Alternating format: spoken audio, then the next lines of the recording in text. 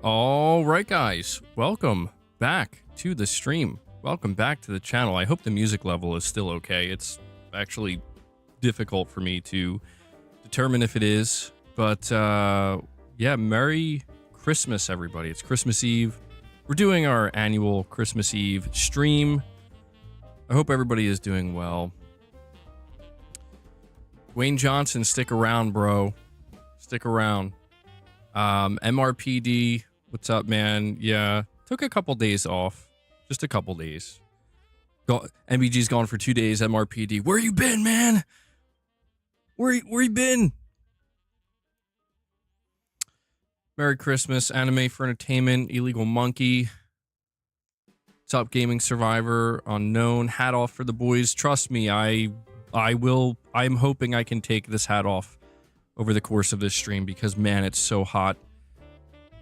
Like, it makes my head so hot. So, you know, if we hit a certain goal or milestone, we'll do...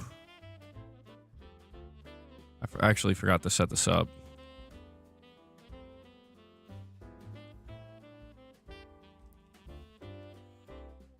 All right, put that out there. JMR77 with the $2 super chat saying, Merry Christmas, MBG. Hope the family are well. Well, Merry Christmas to you as well, JMR. And we're doing well. Thank you for asking. Or wishing us well, I should say. I hope you and yours are doing well too, man. What's up, Hellbound? Happy holidays to you as well, dude. Yeah. People just still kind of filing in. Interested to see where this stream ends up going. MBG left the mission area for the past few days. Yeah, you could say that, Gaming Survivor. That's one way to put it. That's definitely one way to put it. Mrs. MBG was the one who convinced me to put myself flexing in the thumbnail. But it was definitely my idea to put Arnold in the thumbnail, though. Absolutely. It was my idea. So, I'm going to be watching Jingle all the way tonight. It's going to end up being a Last of Us 3 rant. Yeah, obviously. And Illegal Monkey with a $20 super chat. Thank you for that, buddy.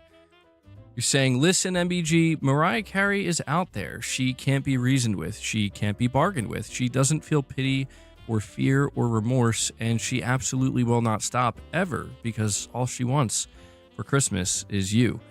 My God, Illegal Monkey. What a haunting super chat. What an appreciated one. Didn't they just bring Mariah Carey into Fortnite or something, dude? Like, I don't... That's the first thing that came to my mind when I started reading your super chat, Illegal Monkey. I swear I just saw that they brought Mariah Carey to Fortnite, but I also saw they brought the Skibbity toilet or whatever, and I saw this cursed picture of Old Snake wearing the Skibbity toilet on his back, and I'm like, I don't know what's happening anymore. It's from Terminator. Yeah. Yeah, you know, it's well done, Illegal Monkey. It's haunting, dude. The delivery. She can't be reasoned with. She can't be bargained with. That was well done. Illegal Monkey, I feel like you were saving that one. It took too long for that to register in my brain. I'm like, yes, that's the Terminator quote. It sounded so familiar. Like for a minute, I was like, wait, is that a song? I feel like that's a song, but no, it's the famous Terminator quote. Well done, Illegal Monkey. I'm impressed. That's a good one. Who was the one who spoke that line? That was Kyle Reese, right? I'm pretty sure that was Kyle Reese's line. Terminator Christmas movie. That's awesome. The Terminator movies are great, dude. I mean, Terminator 1 obviously is amazing. Terminator 2 is viewed as the best of all time. And I feel like you can't really argue with it. Like, people hate on Terminator 3, and maybe it really isn't good. I don't know. Terminator 3 is one of those movies where it's like, maybe it actually isn't good, but I like it because I like Arnold. Like, I like seeing Arnold as the Terminator. But I know that the later ones, I know that there was one that came out in like 2015 or something. And It seems like they were trying like to make Arnold like they're like, can you be funnier? Terminator Dark Fate was very good. I don't think I saw Dark Fate. Is that the one I'm thinking of?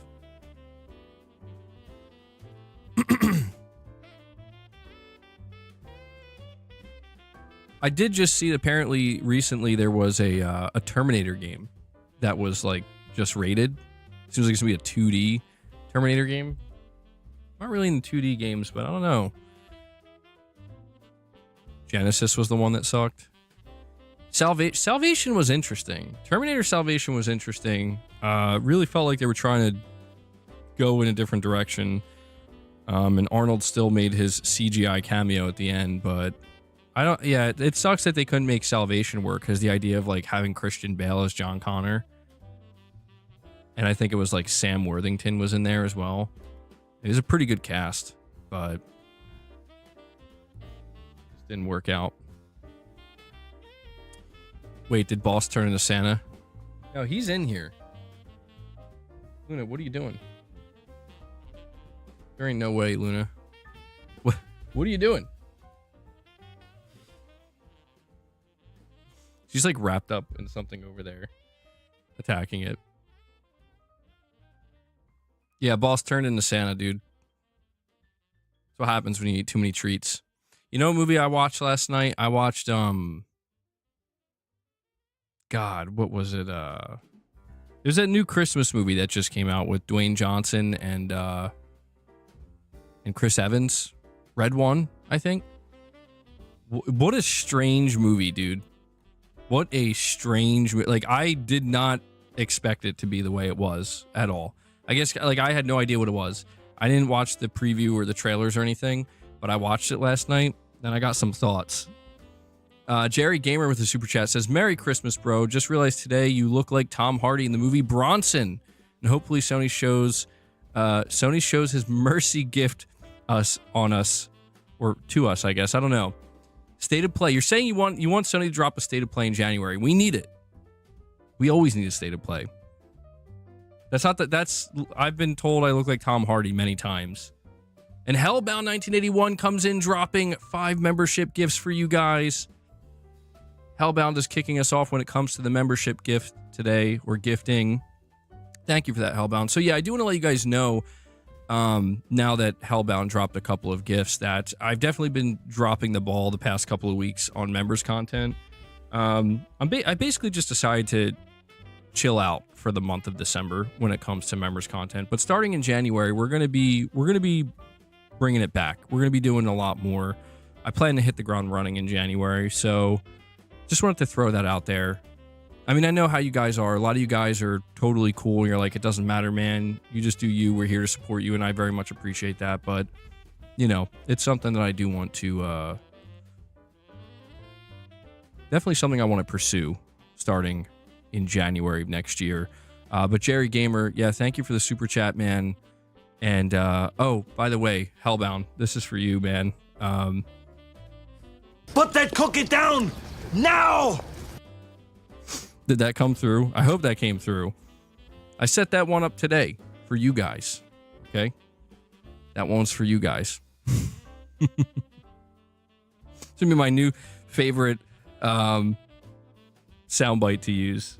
Digital Dude 25, you're saying Salvation is up there with Judgment Day. I think Salvation was pretty good, dude. It was. I mean, it wasn't the best, and it did have some flaws, but I really did appreciate the more serious and like darker tone they tried to go for, and they were like trying to establish, you know, more of a universe, I guess, to set up sequels, but I guess it just wasn't meant to be.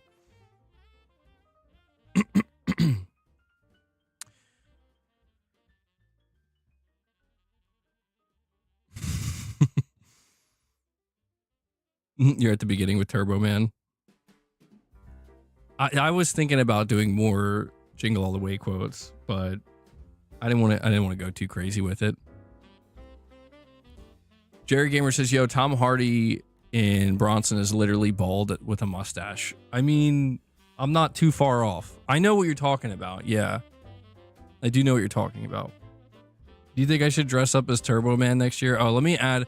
By the way, I gotta add Hellbound's gifts to the counter. Let me do that real quick. So that's 443, I believe. Luna, what are you doing over there? Luna's making me nervous.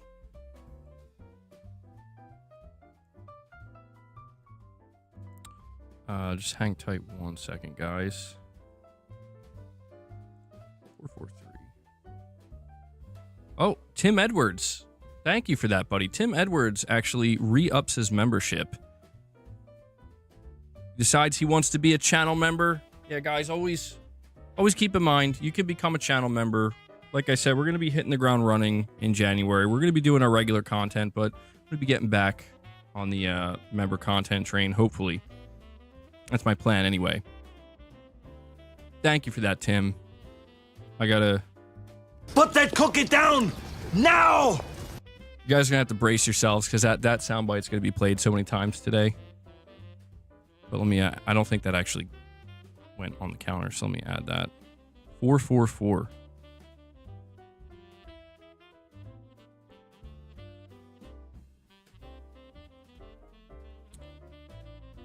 See here.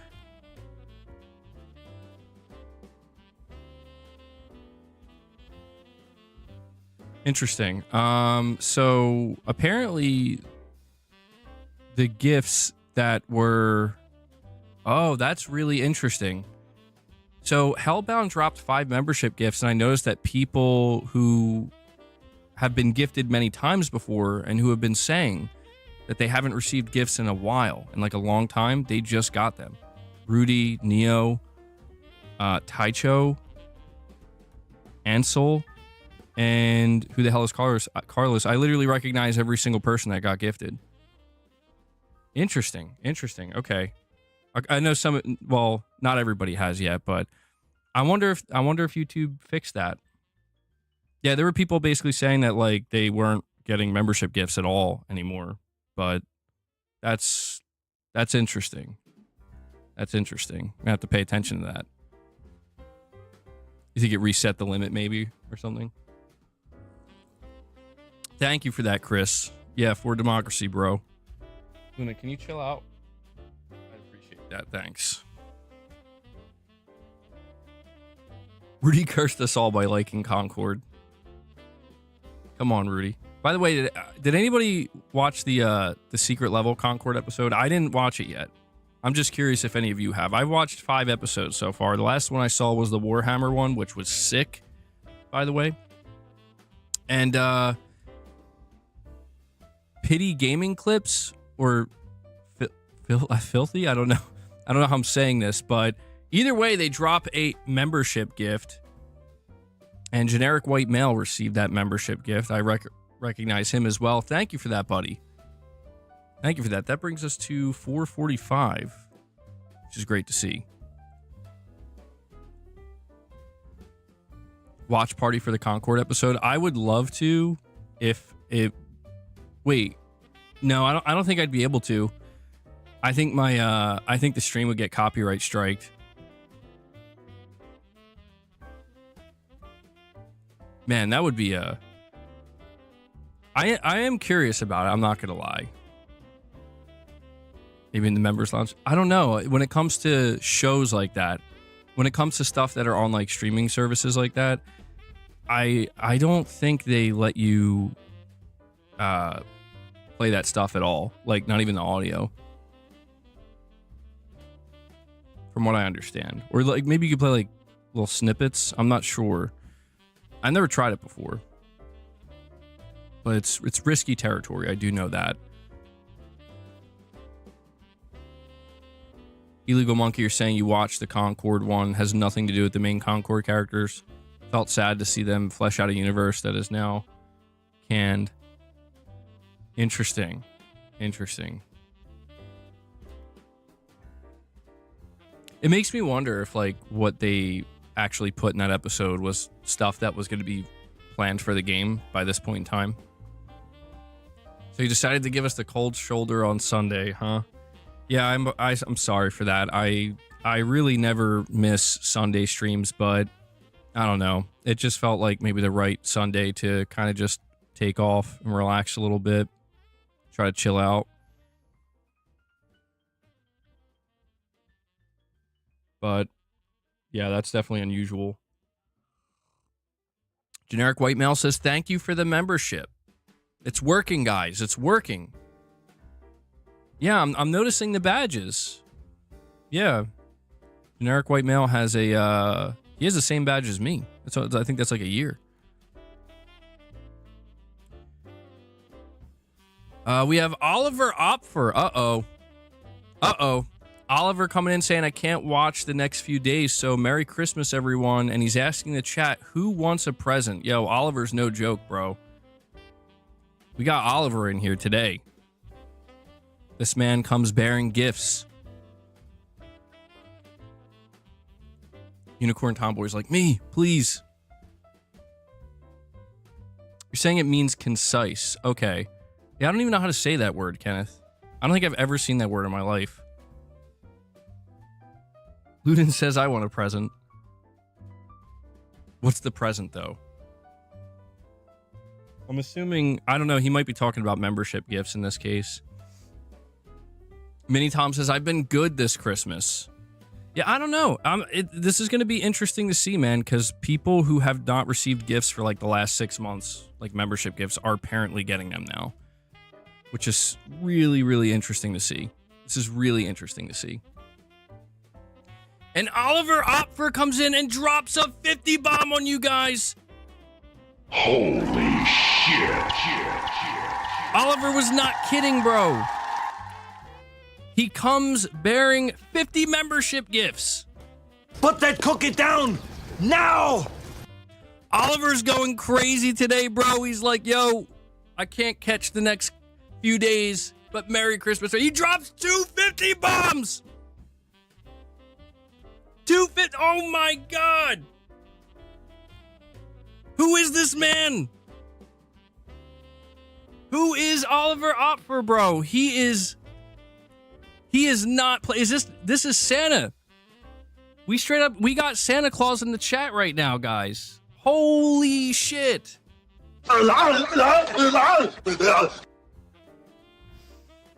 Santa Claus has visited the channel. He dropped 100 gifts, bro. Boss, where you at? Boss. He just dropped 100 membership gifts. That means you get 100 treats.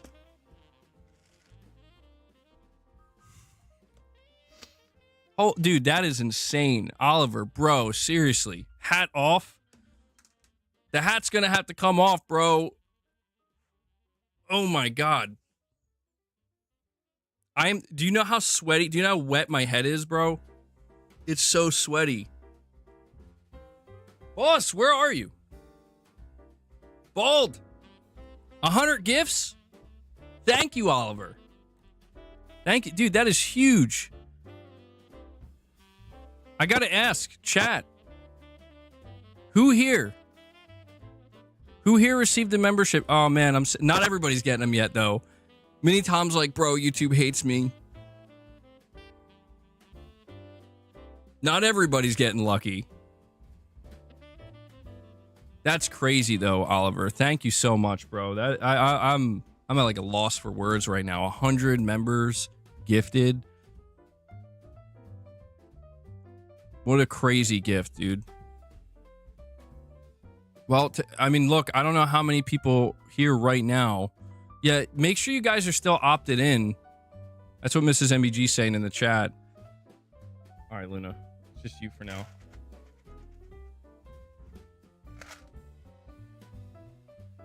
Made MBG take the hat off. Yeah, that was a quick one, dude. I'm grateful though. I was sweating underneath it. I was really sweating underneath it. My head can breathe now. The chat isn't stopping with the gifts. It's still going, dude. Yeah. I think it just ended now. Saying you're opted in still. Nothing like that for a few months. Dang. How do you see if you can receive gifts again? If you click Oliver's gift icon at the top of the chat, it should, if you're not opted in, it should ask you to opt in. But if you're already, I don't know what it says. I just think it tells you that you're already opted in. Oh yeah. Boss, do you read me? It's time to feed the beast. Dude, I don't know. Boss, why? What's wrong, dude? Boss seems a little upset. He's just, as long as Luna's in here, I think he's just given up. He's like, no, she's just going to take my treats. Even Leia's coming out. Even Leia's coming out. Come on, boss. I'll give him a couple minutes. But yeah, seriously, Oliver, thank you so much, dude. That is insane, man. Dropping 100 membership gifts is no joke. So, I've definitely been paying attention, Oliver. You come around. You come around a couple times a year on the channel and definitely show massive support. So, I just have to thank you for that, sincerely. It really means a lot, dude. You know, I talked to you guys all year about how this channel is totally fan-funded. We don't really do sponsorships. We don't do sponsorships or anything like that. And I'm only able to do this because you guys make it possible. And, you know, it's people like Oliver, among many others, that just show incredible generosity and support. And I actually just realized I didn't even add this to the counter. So we do just like that. We are at 545. So serious damage being done here to the goal. Let me add that to the counter. Good stuff, guys. Good stuff. What did I say? 545. Yeah, so I mean, look, I know it's still so many members away. Like, I don't want to discourage anybody and be like, no, there's no way we can get it. But we are almost at the halfway mark. And we don't have a lot of time, you know. Obviously, we don't have a ton of time. But I think it's still in the realm of possibility. I don't know. Maybe I'm just delusional. But we started the goal for 1,200 members at the beginning of the month. We'll see if, I don't know. We'll see how the rest of today goes. But Oliver definitely dropped a bomb, bro. Bring in Big MP. Yeah, I don't know. Maybe he'll show up too. He's just like sitting in the shadows, like, when it's my time. When it's my time. Man, that's crazy though. Tim, you're saying, got the platinum in Lego Horizon Adventures playing co-op with my 8-year-old son. Would recommend to anyone with younger family members. Really fun. So I actually did pick up Lego Horizon, and I've been dabbling in it a little bit, and it's very simple. Yeah, it's a very simple, chill game.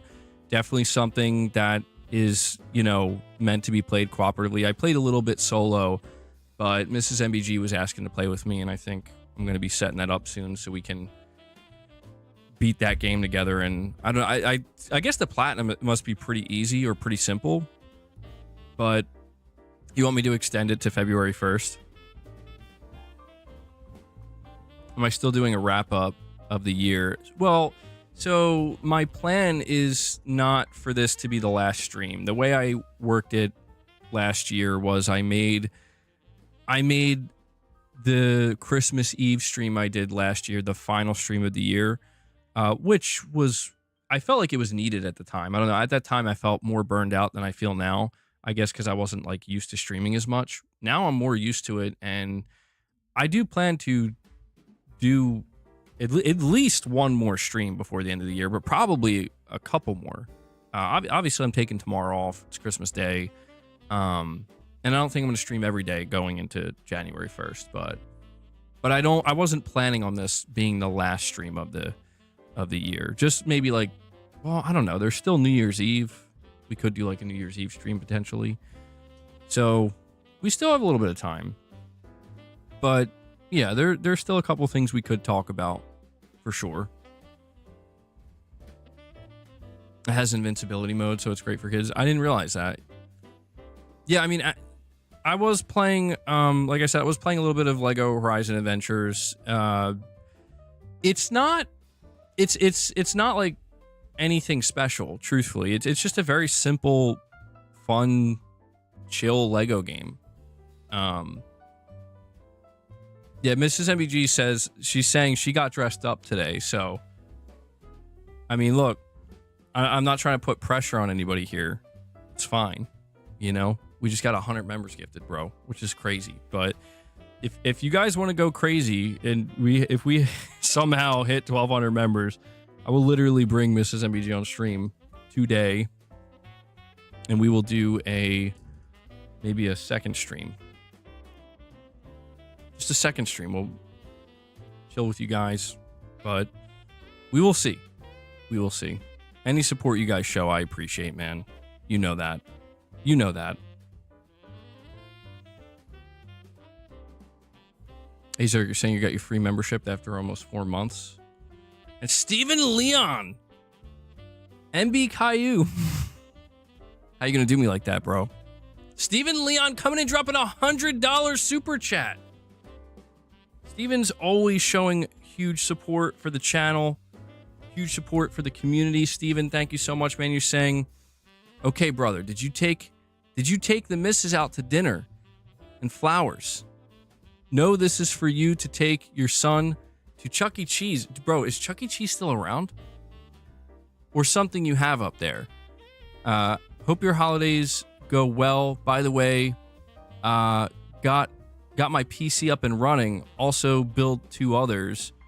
Got a buff Megamind going on right now. Thank you for that last part, Steven. No, me and Mrs. MBG are still planning out our date night, but we're hoping soon. We're hoping soon. We've been having some good dinners. We've been having some good, I would say, you know, I can't call them dates because they're not dates, but just, you know, in the evening or at night, relaxing together, eating more food than, well, at least I can only speak for me, eating more food than I should be that late, watching some movies, watching some really absurd YouTube videos and laughing our asses off. So not quite the formal date night yet, but still having a good time nonetheless. We're planning it out soon, Steven. At home dates, yeah. But Steven, bro, thank you so much for $100 super chat, man. That's extremely kind of you and very generous. You're saying you built a PC and 2 others. Are you saying you built them for you? Like you and your kids to play on, or are you building PCs for other people? You mentioned Chuck E. Cheese too, dude. Is Chuck E. Cheese still around? I grew up going to Chuck E. Cheese. I gotta find out. Is Chuck E. Cheese... It says, is Chuck E. Cheese open on Christmas Eve? I guess it must still be around. Is Chuck E. Cheese still open?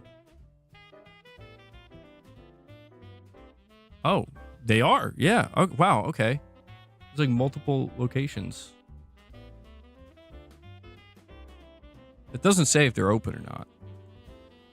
Yeah, I don't think I've taken my son to Chuck E. Cheese yet. Honestly, it's because, dude, I'm a little freaked out. I thought Chuck E. Cheese closed. I know the one where I'm at. I think there used to be one near me, and it's been gone for a long time.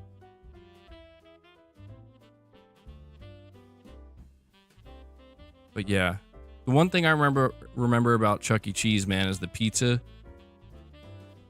The pizza was so good. Don't they sell their pizza now, just like straight up? Diego, did you get gifted a membership, bro? They changed the mouse. It's looking weird now.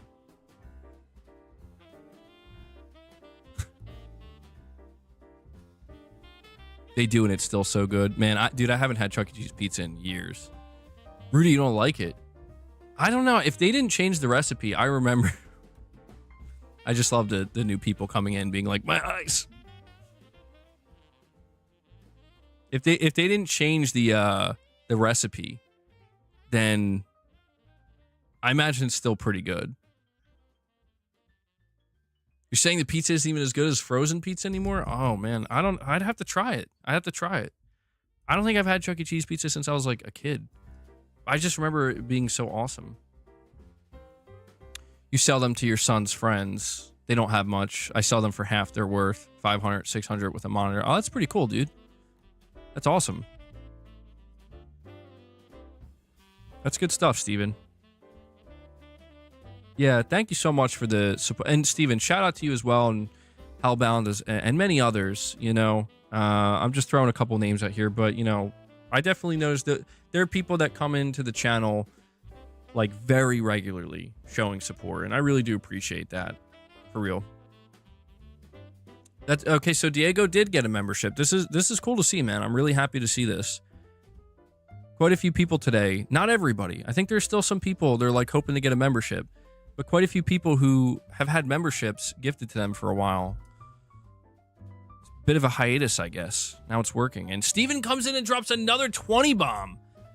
Another 20 memberships gifted by Steven Leon after a $100 super chat. Man, you guys are seriously the craziest community, dude. Oliver comes in, drops 100 membership gifts. Steven comes in, drops a $100 super chat and 20 membership gifts. God damn. W's in the chat for these guys. I gotta, Put that cookie down! Now! It's a Christmas miracle, bro. What's on the list of topics today? Honestly, I don't have any specific topics laid out. Today's stream is just purely community driven. So basically, whatever the community starts talking about that I latch on to, that's what we will talk about. That's kind of what we've been doing. So you decide, Diego.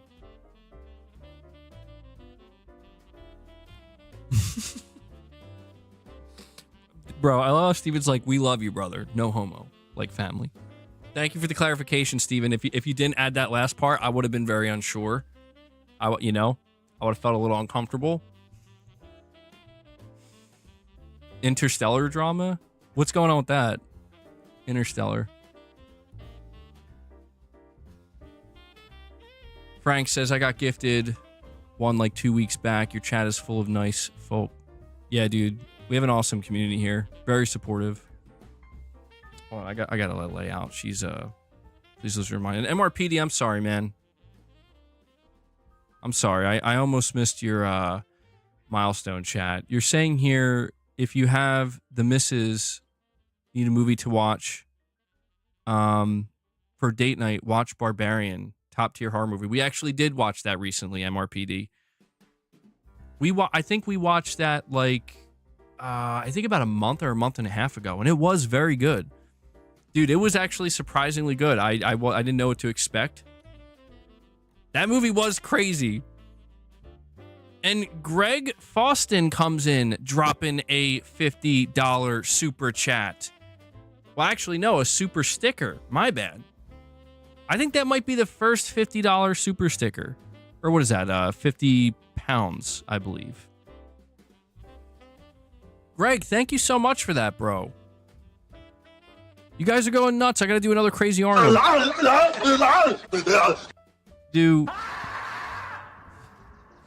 I'm not sure using that gopher scream is the most appropriate because it sounds so agonizing. This is a good time. Time for weights, bro. Yeah, I don't know. I might have to go downstairs and grab the weights at the end of the stream. Oh, wait. When you were saying Interstellar, did you mean Intergalactic? I did see Interstellar was trending on Twitter the other day. Christopher Nolan's Interstellar. So I don't know what you actually meant. Hold on one sec, guys.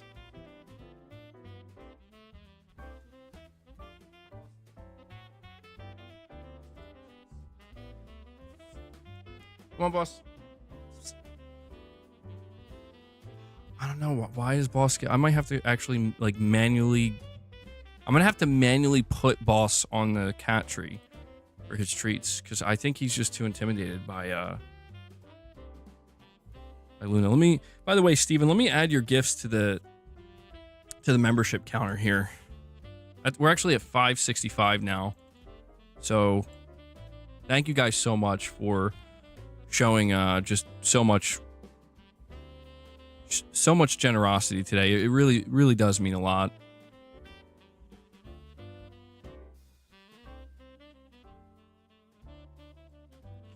I mean, if you were talking about Intergalactic, I don't know that I have the capacity to talk about that game today, man.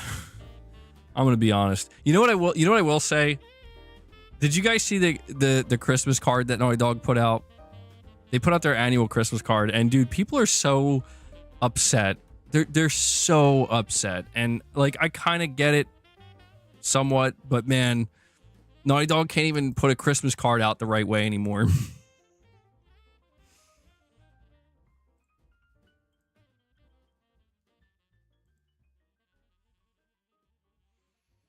An angry whale watcher comes in and drops a single membership gift, contributing to the member train today. Guys, on the day, by the way, just today, we're at 128 members. Absolutely huge. So Angry Whale Watcher, thank you so much. He says, someone gifted me, just paying it forward. Love to see it, man. Love to see it. Your head shape suits bald, bro. Thank you. Mrs. MBG's told me that quite a few times, so I always believed her, but it's always just nice to, get that reassurance, externally.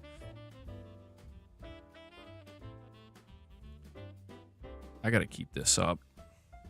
I keep exiting out of it accidentally. Where are we at? Oh, no, don't tell me.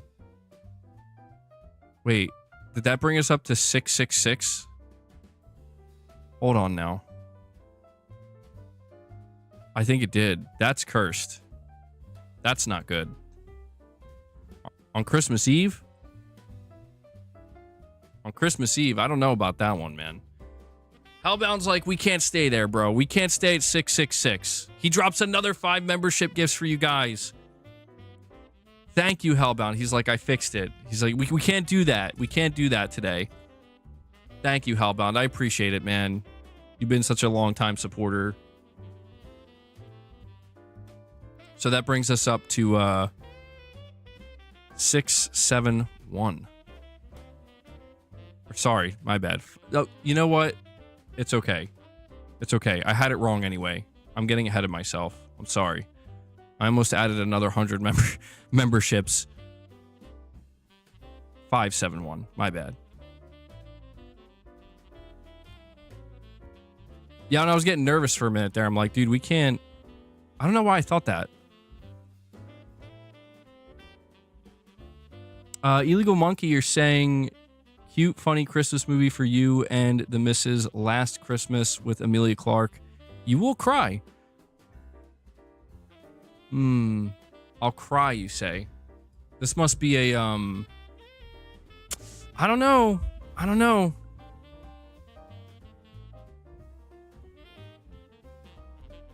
try to keep that in mind. Last Christmas. I'm assuming that's like a newer Christmas movie. Rudy says, YouTube finally let me get a membership today. Wow. I know. Dude, it's a Christmas miracle. It really is.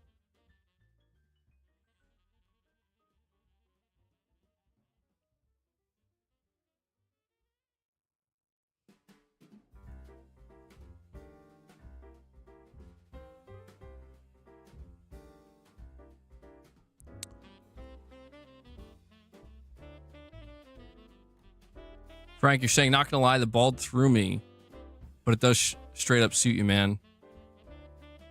I'm lucky like that too. Any hair or no hair suits me. Yeah, next year I'm gonna be wearing a wig all year. So I'm just kidding. I'm kidding.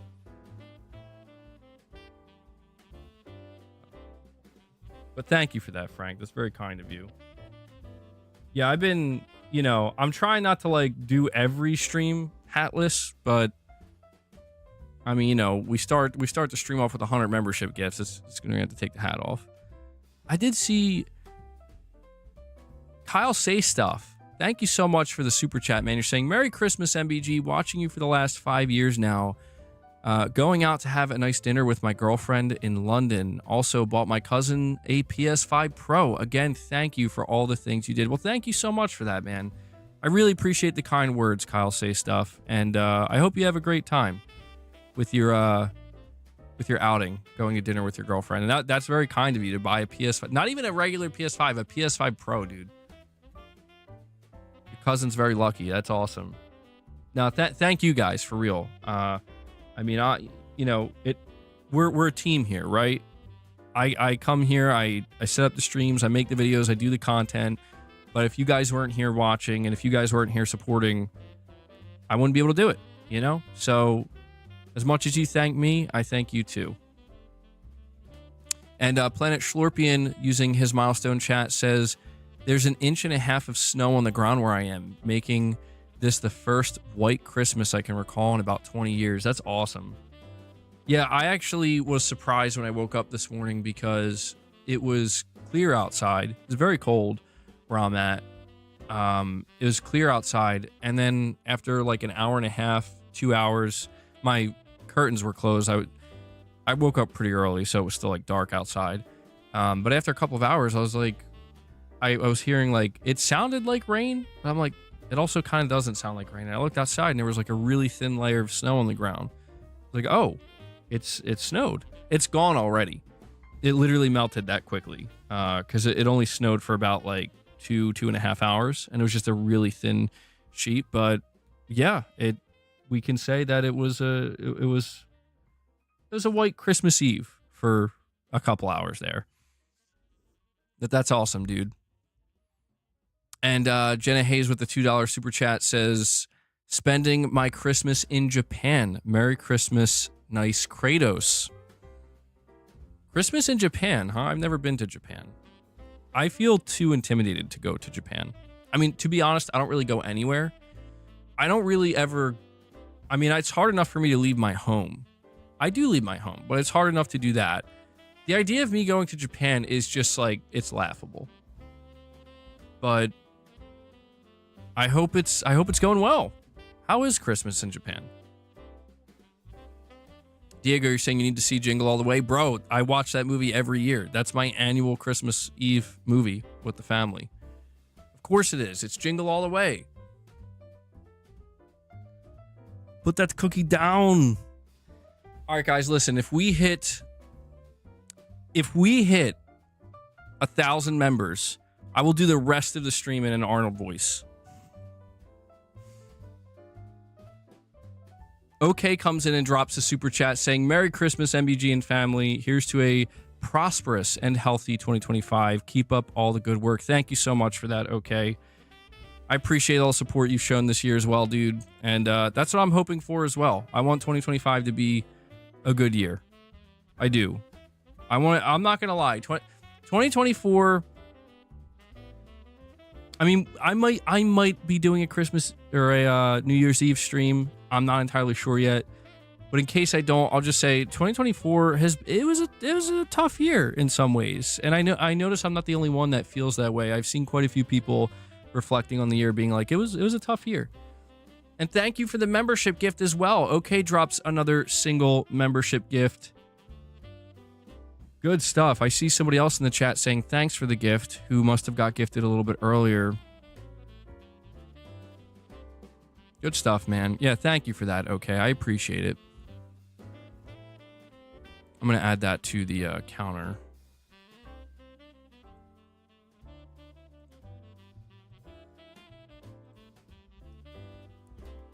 There we go. I just want to make sure I didn't miss anything here. Nope, you're all caught up, which is good.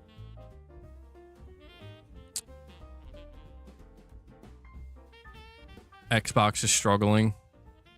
Xbox had an interesting year, for sure. Very interesting year for Xbox. I would say it was an interesting year for PlayStation and Xbox, honestly. A lot of weird things going on in 2024 with both companies, dude.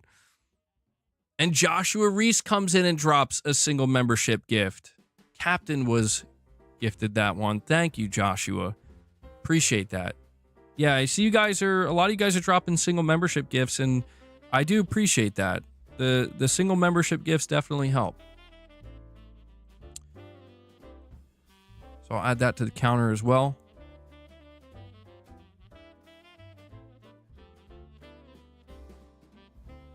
Have I replayed Death Stranding 1? They took 90% of the online players. Oh, hold on.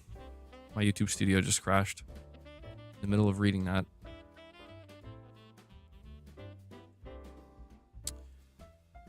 I don't know why it still does that. I really hope that's something YouTube fixes by next year, dude. They took 90% of the online player's name as unknown, and I looked, no one can find a reason why, and people are speculating it has something to do with Death Stranding 2. Interesting. Yeah, no, I haven't played Death Stranding, I think, since I platinumed it, honestly. So I wasn't aware of this. They have a mission where they show an old lady that will make an appearance in Death Stranding 2 in a new mission. Interesting. Yeah, I'm hoping we hear more about Death Stranding 2 because I'm very excited for it. We know it's coming next year.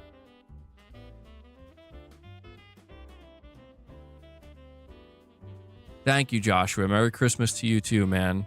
I appreciate that, bud. I know you say you don't travel, but if you had unlimited budget and would have to choose one country to visit, which country would you choose? Ooh, I don't know. I'd have to really think about that one. I mean, I always did find Japan very interesting. I just feel, I don't know, I feel intimidated by it, where I feel like I'm gonna do a bunch of things wrong and offend everybody accidentally. I mean, Japan does come to mind, right? But I don't know.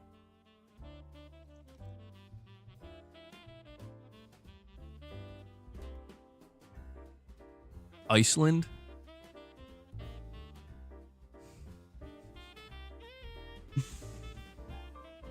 Bora Bora. Dude, I don't know. I'm so boring. I can't even think of a country I'd want to visit. New Zealand would be interesting, I guess. Italy? I was thinking Italy maybe. I mean, I'm Italian, so it would be interesting to kind of check it out. Norway. What's Norway like? How about the USA?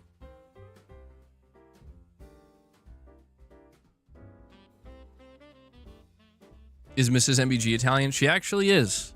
I know you guys don't know what she looks like, and I promise you, if you do end up seeing her, you will not believe that she's Italian, but she does have Italian in her, yeah.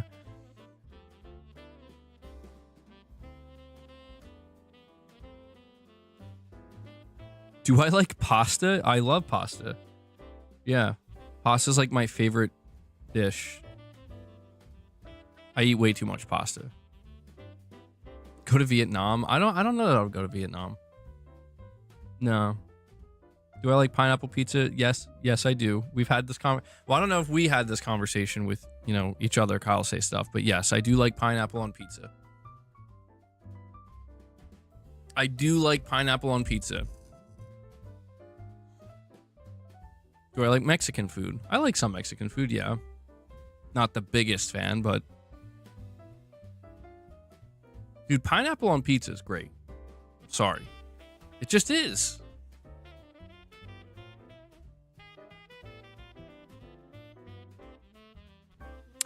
You're Irish, Scottish, Slavic, and roughly 2% Spanish. I know I'm Italian, German, English.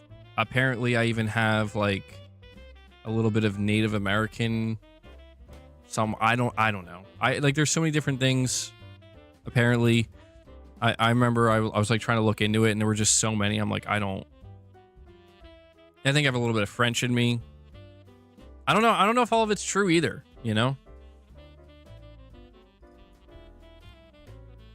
Pineapple bacon, red onion pizza is great. So actually, pineapple bacon, yeah, Mrs. MBG is the one who turned me on to that. I never liked it before. Like, I never even thought about eating pineapple bacon pizza before. And she was like, trust me, it's amazing. And it is amazing. You're saying pineapple bacon and red onion. I don't know that I've had that combo. I don't know how I'd feel about throwing the onion in there. I like onions, but I'm not sure how I would feel about that. Bacon and onion sounds good, but bacon or pineapple and onion, I don't know about that. Frank, you're saying you're 100% Irish. Literally no other DNA in me. That's funny. I don't know why that's funny. I guess it's just funny because everybody else is talking about how, you know, they have all this. There's so much. There's everybody's so mixed, and then you're just like, yeah, I'm 100% Irish. You think pineapple on pizza should be banned?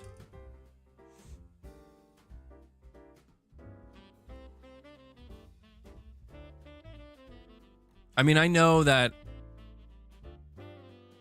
I have to be at least like 30 to 40% Italian, just based off of my mother's side of the family. Very, very, very Italian. No, Eric from 850.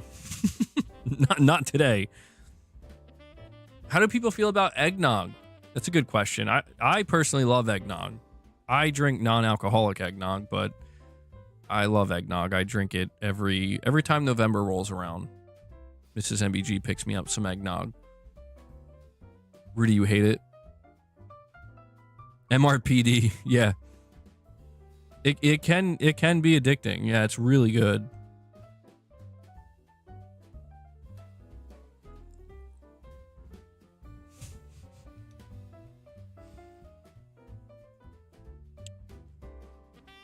Talking of eggs, I love your head. Thank you, Treble Champ.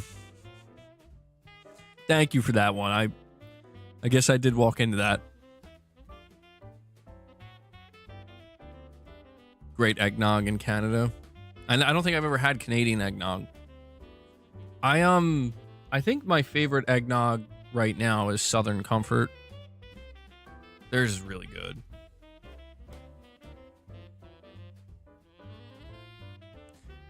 Bro, I see somebody in the chat saying, Sony, stop doing remakes, do new IP. Bro, you know the first thing Sony's going to announce in 2025 is a Days Gone remake or remaster. I can't wait.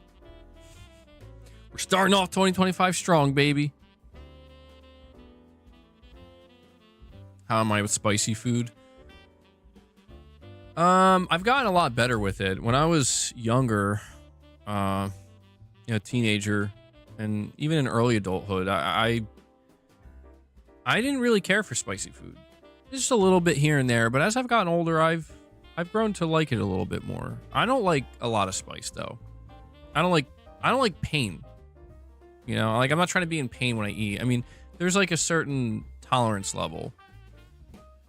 There was this one time I went into this like beef jerky shop, and it was a crazy place. Like they had so many different types of beef jerky. They had like kangaroo jerky, crocodile jerky. It was crazy. I was like, what am I even looking at right now?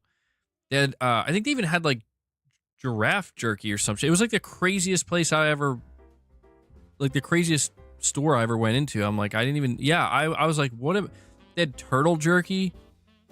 I was like scared. I'm like, I don't want to know. All right, maybe they didn't have giraffe jerky. Maybe I imagined that one. But I'm telling you, there was so many different jerkies from different animals that I'm like, I didn't even know it was possible. I didn't know that this was a thing. And yeah, human jerky, you know. But I was just like looking over all the different beef jerky they had, and they had a lot of different spicy types of jerky, and they were giving out some free samples, and I tried this one. It was I think it was made with like a ghost pepper or something, but I was not prepared. I had the smallest piece, and it was like, for me, it was the spiciest thing I ever ate, where I was like, I was okay. I was holding it together, but I was definitely like, oh man, I was not prepared for this. So I'm just trying to like keep it together. Like, she wants to come in. She's gone now. I let her out.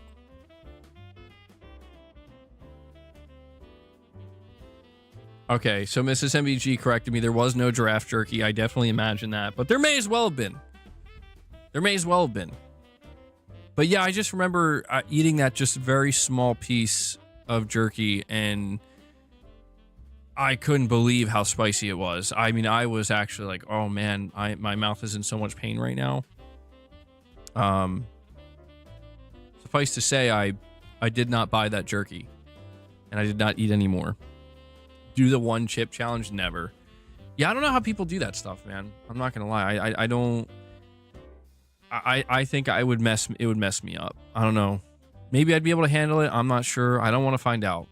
I don't want to willingly put myself in that much pain. Can't believe this year we might finally be able to see some new Wolverine footage. I mean, dude, I thought we were going to see Wolverine.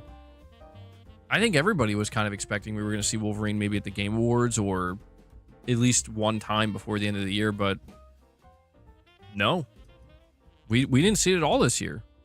So that, I would assume, is like the next major first-party thing we're going to see.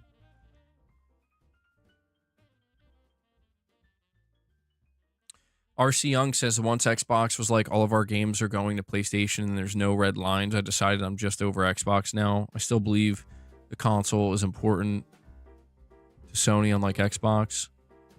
Well, I'll tell you, man, looking ahead to 2025, I think the conversation regarding this stuff is going to get much more interesting, because I think things are going to accelerate. But I don't want to go into like specifics because I want to save those conversations. But yeah, I think things are going to accelerate.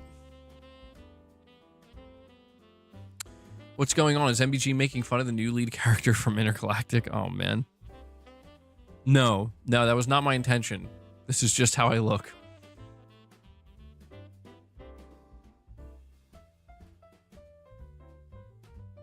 Phantom Blade 0 release date. I actually kind of forgot about that game. Yeah.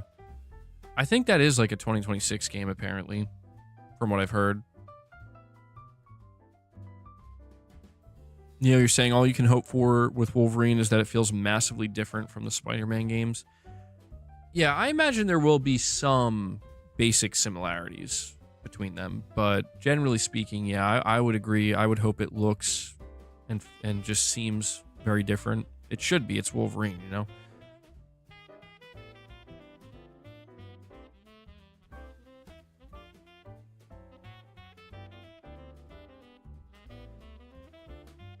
Okay, you're saying you think Intergalactic and Wolverine have swapped spots for release and we'll see more from Naughty Dog before Wolverine? That would be fascinating. I would be quite surprised by that. Because, man, it's been so long since we saw anything from Wolverine. But it does seem possible. Xbox's King says, so is Intergalactic going to be the next big Sony flop? Like, from what I'm hearing, it's getting more downvotes than Concord did. I mean, I would be shocked if it flopped, you know? But I don't know, what does a flop look like for Naughty Dog? I'm honestly not sure, because Naughty Dog, I feel like, you know, The Last of Us 1 sold well over 10 million copies. I think The Last of Us 1 sold like 15 million or something like that. Uncharted 4, I think, sold like 16 million. The Last of Us Part 2 sold probably between 10 and 12 million. So I feel like a flop for them would probably be somewhere like, I mean, if we're talking like an actual flop, I mean like something that's like, wow, okay, that's yikes. I think it would be like if it just sold a couple million, like 2 or 3. I'm talking like kind of not full lifetime, but over the course of like a year or two. But I don't know. I think it would have to be a pretty bad game, I think, for that to happen. I mean, I see all the conversations that are happening, but I still really believe that, you know, in order for a game to flop, I think it has to just be like a bad game in like multiple areas, or if not bad, just very, very mediocre. And that's what's interesting about the situation with Naughty Dog, is there's a lot of people betting against Naughty Dog, and I understand why, but I don't know. We'll have to see what else they want to show and how they're going to present it, because in order for it to flop, I think it would have to fail on multiple fronts. Like, let's say like if the main character is insufferable, Like if it's just like a poorly written main character and nobody likes this new character, but the game itself is like awesome in every other area, I think it would probably still succeed, you know? But I actually feel if it was the other way around and the main character was awesome, really well written, everybody loves this main character, but all the other areas were just kind of missing the mark and mediocre, I feel like that would actually have a harder time succeeding. But we'll see, man. There's still so much left. There's still so much we don't know. Yeah, I do agree with that. Concord is the definition of a flop, not simply didn't meet sales goals. I agree with that. Yeah, I don't think anything will ever flop like that again. Like if there's one thing that Concord actually did that I don't think any other game has managed to achieve, is it really was like, I don't even know that we can call it a flop. There has to be a different term. We need a different term to define what Concord did, because flop is not the word to use. A mistake. I mean, I'm not gonna lie, it's applicable. It's an appropriate term to use.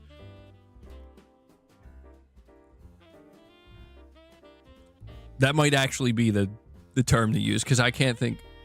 I wouldn't even use failure, because failure's measured. Listen, failure's measured on like a spectrum, and I feel like what Concord was is like there is no spectrum. It's just like I don't know what to even call it. I've never seen anything like that. Wolverine recently replaced their creative directors, and PlayStation said they'd be announcing new games much closer to release, a la Intergalactic, hence the possible release swap. It'll be interesting to see, man. It'll be interesting to see how much more we learn about these games in 2025, because I think like there's this kind of idea, I think, with Intergalactic that this game's many, many years out. I don't think it is. This game's been in development since 2020. So I think that I think we might see more of it sooner than we expect. But there's also Ghost of Yotei. And Ghost of Yotei is actually coming next year. So the next first party game I think we'll see in action is going to be Ghost of Yotei. And that I think will come early next year, potentially.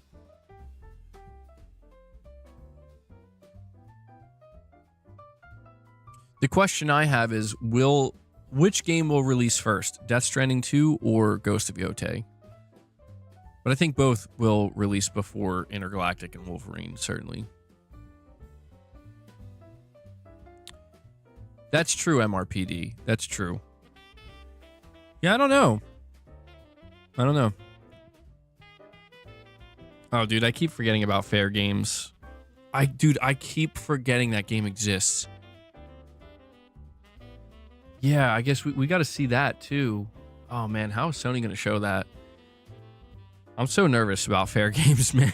Like, I mean, I know people are like focused on Intergalactic being a flop and being the next Concord, but it's like, no, dude, like Fair Games might actually be that, like for real.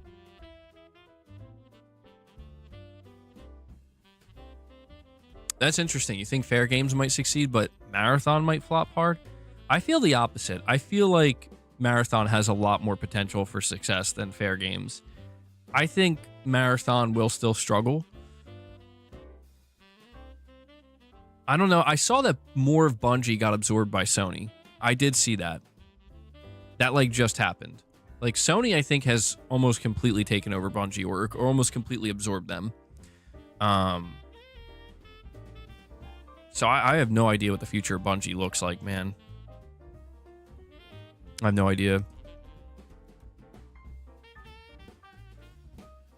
Yeah, dude, I was like kind of laughing yesterday because, dude, I don't know how to feel at this point in time, truthfully, about the whole Naughty Dog situation, because it just, there's like things I see that one moment make me go, I think people are being, I think people are jumping to conclusions. And then there are other things I see where I'm like, though, Yeah, I don't know. That's pretty cringe. So like, for example, and you guys tell me what you think of this.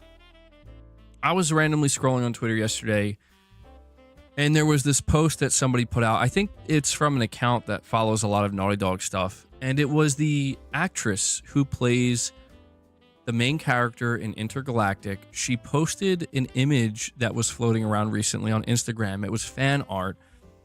And it was an image of the main character from Intergalactic and Ciri from Witcher 4 from the trailer, where they were both drinking,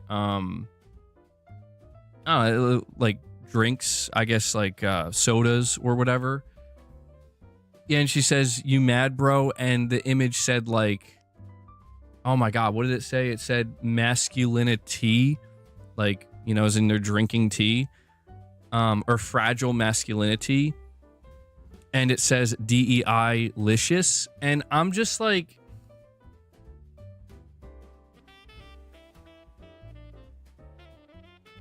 you know, you're saying that picture pissed me off so much. And you know, here's the thing about it. The picture itself doesn't piss me off. Do you know why? Because I know the purpose of that picture. The purpose of that picture, it's bait, right? The purpose of that picture is to piss off the people who are upset right now and add salt to the wound or make them even more angry. The thing that made me just kind of like do this is like, bro, like I do not want to see these actors and actresses stoop to this level where it's like, I'm somebody who's trying to be reasonable here and ignore the loud, obnoxious screeching from all directions and just say, listen, let's see more of the game. Let's give them a chance to prove either certain people right or certain people wrong. And the only thing I expect as a customer who's trying to be reasonable in unreasonable times is please don't engage with that bullshit. Please do not, because if you do, I see you, to me, you're dropping to the same level. And it is becoming a shit slinging contest. Who can sling the most shit and take the most shots and dunk on the most clowns? And I'm like, no, like there needs to be some level of professionalism where it's like, don't engage with that shit, man. Show you're above it. Take the high road. I can respect that. Even if I don't like what the end result of the game is or the end result of the product, I absolutely can respect creatives who make decisions, they believe in it, and they take the high road and they're not going to engage with that nonsense. I can at least respect that. But when they start to show, like, what bothers me about it is it feels like they're validating the criticisms in a way. Because, you know, you're saying, is she wrong though? Well, I mean, I don't know that that's necessarily the point, because the truth is the people she's taking shots at, they're not completely wrong either. You get what I'm saying? Like, some of them are completely wrong, but the people that they're trying to take shots at, what we need to understand is these are people who do have some valid potential critiques where it's like there might be some merit to what you're saying, but they slant it like to such an extreme degree that it's like, okay, like you had me for a moment, but now you're losing me because you're becoming kind of insane. And I feel like when people on the other side are doing it where it's like, we're just doing this to piss them off, that to me, like, is validating one of the criticisms where it's like, listen, one of the things that certain groups are accusing Naughty Dog of, Neil Druckmann, this actress, anybody involved with this project, one of the things they're being accused of is you're purposely being antagonistic. Like you're purposely doing this stuff to piss off a group of people. And I try to take the approach of, I don't think that's true. I don't want that to be true because that's so immature, nonsensical that there's no way. There's no way that that's the intent here. Because if it is, that is literally like high school level shit. The decisions that are being made should be made with a genuine intent that comes from a more artistic, meaningful standpoint. And so when I see shit like that perpetuated by people involved with the project, it really does, like, it raises a red flag for me, because I'm like, holy shit, are you guys actually doing this for the reasons that people on that the people you're trying to piss off, these are the reasons they're telling me you're doing this. And I'm trying to give you the benefit of the doubt and assume you're not, that you're just maybe, you know, there's a certain level of just kind of collateral damage here, getting caught in the crossfire.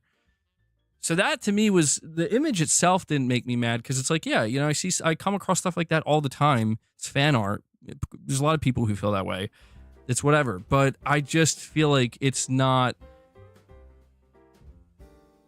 Now I have a certain view, and this, you know, the same thing kind of happened to me with the Ghost of Yote actress, where people were showing me certain posts like, hey, check out this Ghost of Yote actress. She's an activist. She's a political activist. I'll be honest, I didn't really see anything from her that made me, you know, really think like, uh-oh, you know, nothing that would make me be like, I'm not interested in this game. But there was some stuff that I did find a little cringe, like, okay, whatever, like, I get it. That's fine. You know, it's, people are allowed to be who they want to be. You know, it's not what do I care?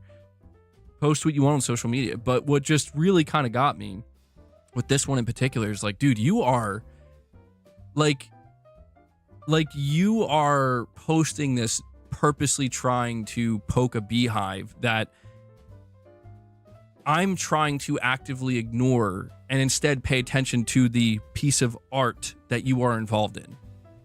So it's like, I don't want to see the people involved with this shit actively funneling me into it. That's, I think, all I'm trying to say. And that's what rubbed me the wrong way about seeing that image posted, where it's like, really? Like, I'm trying to avoid this stuff. And even the people directly involved with the project they're diving into the mud, dude. I'm like, come on. Like, really? I'm not saying they're not getting attacked. I understand. I get it. I'm not saying that they don't have a right to feel annoyed. They probably really do. More than most people. They really do. But we got to be better than that, man. Like, if you want people, it reminds me of a lot of the shit that's been going on with Disney and a lot of the actors that have been involved in their recent projects that people have been absolutely just against, and the actors just basically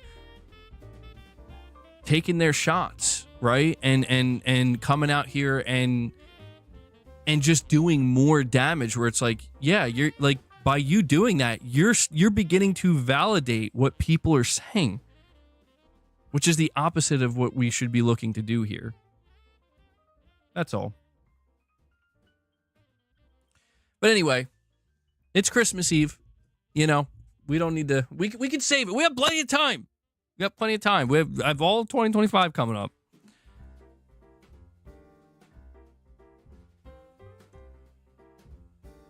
Yeah, I can agree with that, Planet Scorpion. Yeah, that would probably be the best thing to do.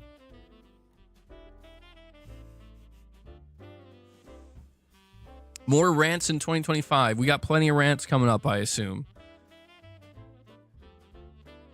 We got plenty of rants coming up, but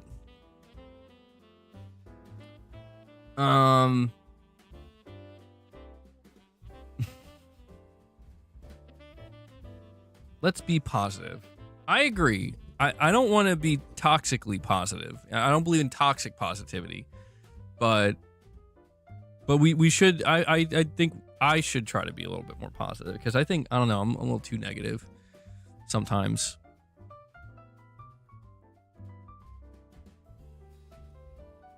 You believe in remedial negativity.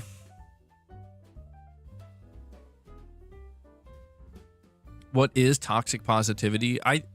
It does sound weird. Toxic positivity, I mean, at least the way I understand it, is essentially being positive to a point where you are basically deluded. You know, it's like you're completely ignoring any and all reality. You're like the complete opposite of a realist to like a detrimental degree, you know, where it's like, listen, man, nobody's saying you got to be a doomer, but you got to be able to acknowledge that things are not as on the up as you know what I mean? Like you can't force everything. And I think toxic positivity is sometimes when people just kind of like force things. I will say though, I think people do misinterpret what toxic positivity really is versus what it isn't. Like I think people who are just genuinely not trying to be negative or miserable, I think sometimes they're labeled as being toxically positive or whatever. It's like, no, it's just sometimes people don't really want to be that way. Like it's not a strange thing for people to want to gravitate towards the things that they find interesting and appealing, and not gravitate towards the things that they don't. You know what I mean? It's like the meme of the dog sitting in the burning room. This is fine. Yeah, that I would say that's applicable. Yeah. The Last of Us Season 2, like the game, will you watch it? I don't know. I have to think about this one because I watched Season 1 of The Last of Us and I thought it was pretty well done. I mostly enjoyed it. But Season 2, I'm a lot less interested in. But the whole thing is, like, I would have to resubscribe to HBO Max. And I don't know. I'd have to think about it. Like, I'd be somewhat interested in seeing what they do or do not change. But I don't know that I'm interested enough to resubscribe. I'll have to think. It's one of those things where I've tried to, like, really limit the amount of services and stuff that I'm subscribed to these days. Because, you know, they're all raising their prices, like, at the same time. And I don't use any of them nearly enough to justify remaining subscribed to them. But I might end up resubscribing just to watch it and see it, but I'll cross that bridge when I get there. Saying the show is good, but you can't replicate the magic from the video game and the immersion I felt. Yeah, I mean, there were definitely certain aspects where I was like, yeah, it's not quite hitting the mark, but other aspects I was like, wow, that's actually, I think they did a great job. Just make another email account for the trial. I appreciate you stopping by, Unicorn Tomboy.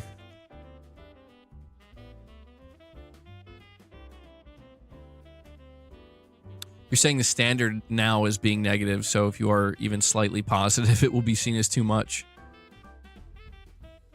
Okay, you're saying 2025, Death Stranding 2, Ghost of Yotei, 2026, Intergalactic Marathon, 2027, Wolverine, 2028, PS6, Santa Monica new IP, Bloodborne Remake. The only one here that I feel like, I think that's like pretty close to being on the mark. But I think, so here's what I think. I think I'm going to move Marathon up to 2025. And I'm going to move Wolverine up to 2026. I think Intergalactic could be 2026. I think you could maybe swap Wolverine and Intergalactic potentially. But I think there's going to be a game or two that we don't know about yet that's going to be ready for 2027. That's my guess.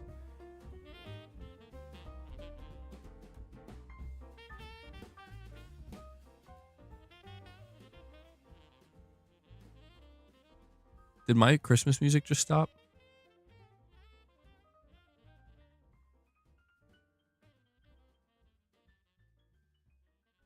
Uh-oh. Why did it stop? I'm panicking. Uh-oh, we've lost the Christmas music. Hold on.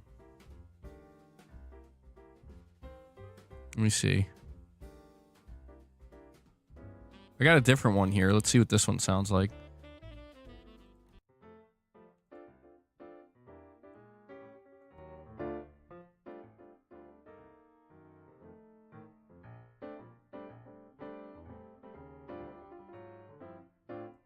I don't know what this one is. I know it's just another like chill Christmas one or whatever. R. Jimmy, I'm reading what you're saying here. What do I think? I mean, I'll be honest with you. It doesn't bother me that he did that. But what does bother me is that like we are in this space where like it's even necessary to do that. You know what I mean? Like it's a robot. I don't know. I guess I'd have to see more to get the full context, but it's just like, come on, man. Like these conversations shouldn't be a thing in any regard. Like that's just a situation where I feel like he shouldn't have said anything because nothing needs to be said. Like we don't need to acknowledge. You know what I'm saying? Like we're talking. Like come on, man. You know, like nobody should be asking. Nobody should be saying it's. You just completely made that up. I'm so glad to hear that, dude. I'm so glad because to be, you know, what's crazy is like I believed it 100%. I believed you 100% because I'm like that would happen, wouldn't it? It's 2024, bro. That would happen. I'm so glad it didn't. It gives me a little bit of hope, bro. I needed that. Our Jimmy got me. I'm glad he did, though. Could you imagine? Dude, could you imagine? When you know, the more I think about it, I'm like, dude, that would be quite unbelievable.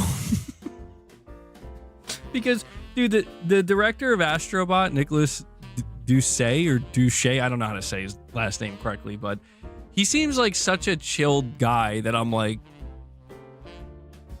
yeah, I can't read the sarcasm through the chat, man. Yeah, I was about to make an 11-minute video talking about a fake interview that never even happened. Dude, look, man, I'm just saying it the way I've heard other people say it.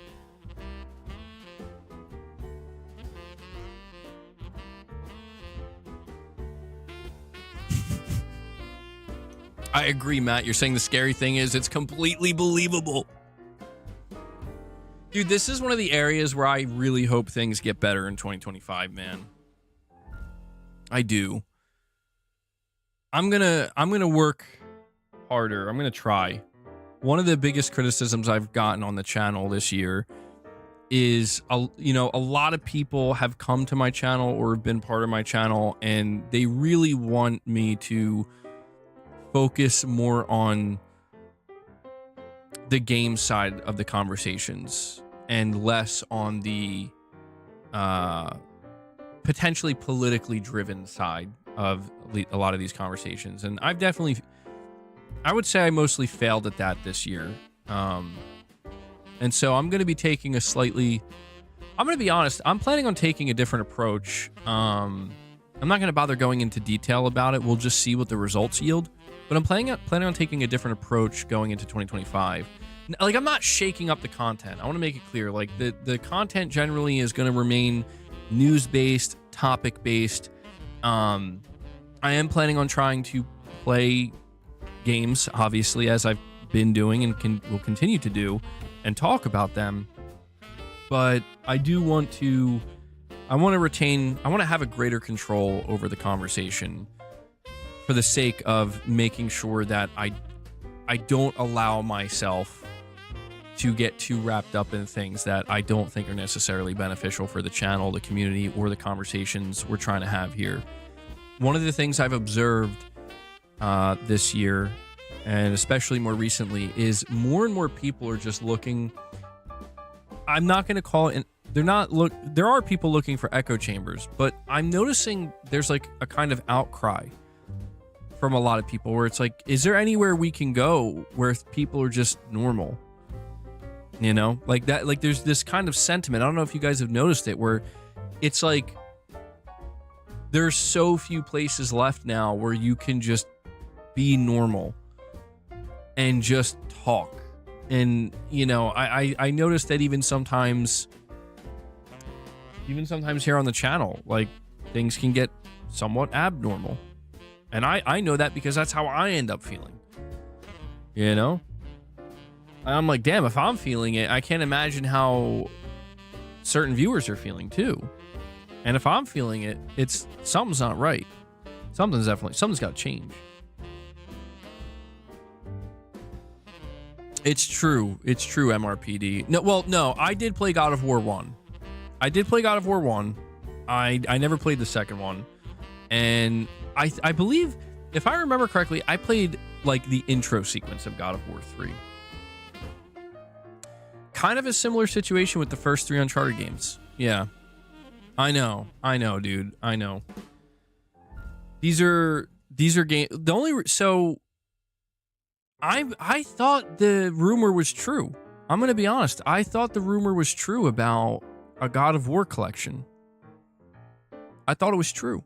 And maybe it still is. I mean, there's still time. But there's been this rumor floating around for a little while now that Sony is going to release a kind of God of War collection for the PS5. And I'm just like, dude, I'm going to tear that up. And I don't know why it wouldn't be, dude. Because some of these games you can only play by streaming them.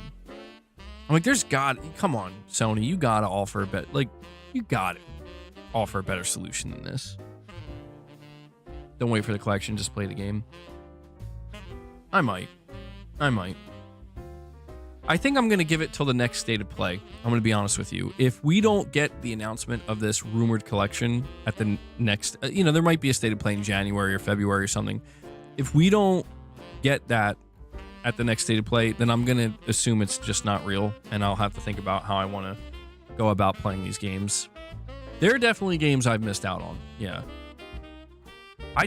I struggle, dude. I do. I'm not gonna lie. I struggle going back and playing older games. I do. I don't know why, but maybe it's something I can try to work on in 2025. Because there are a lot of games that people want me to go back and play. Dude, I don't even go back and play games that I like. As in games that I've already played and I know for a fact I like. I don't even do that. So it's a struggle for me. It's one of these things where it's like, maybe I can work on kind of getting more comfortable with going back and playing older games. Dude, I struggle even sometimes with just new games that come out, and I just end up kind of like walking on by, I try not to be overly critical of myself just because it's like I am who I am, you know what I mean? I don't want to put myself in a place with gaming where like suddenly it feels more like a chore and less like I'm just gaming the way I naturally would. I try to be very careful about that. But, I do try to strike a balance, or I maybe I need to get better at striking a balance of understanding that,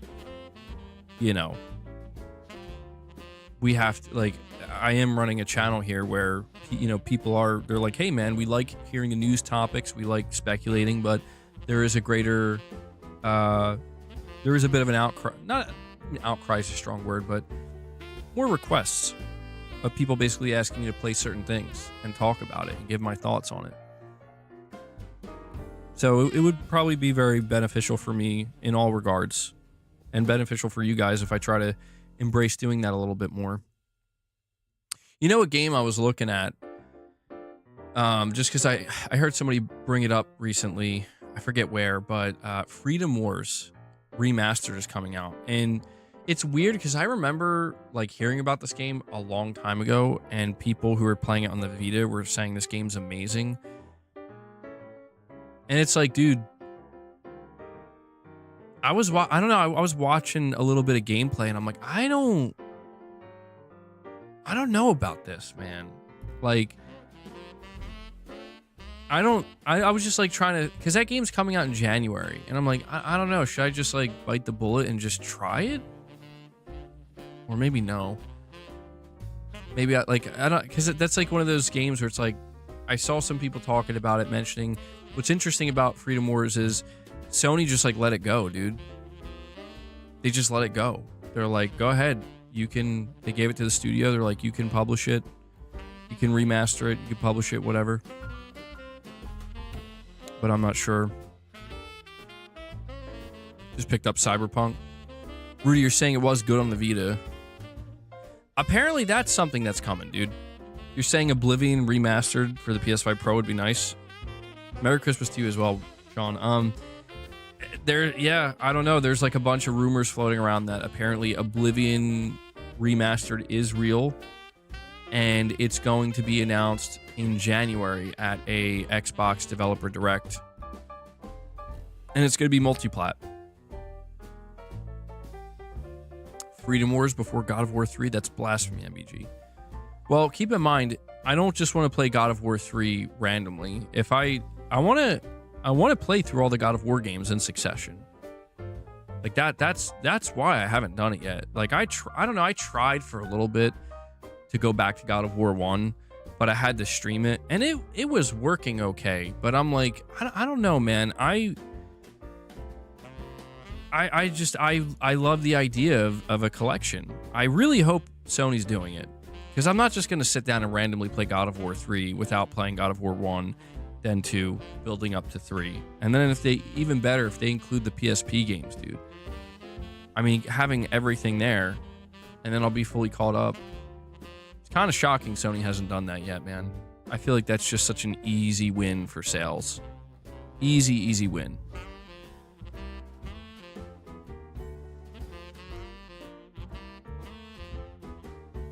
You think we're in for a remaster season because a lot of millennials are gaming?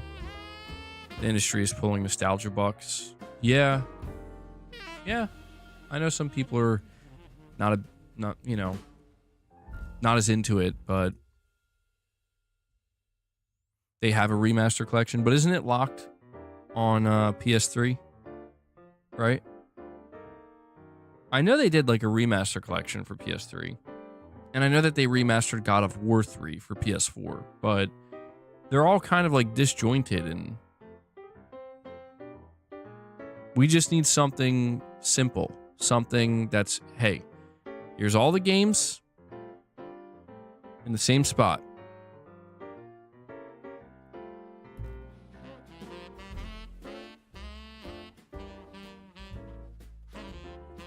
Remasters are great and underrated.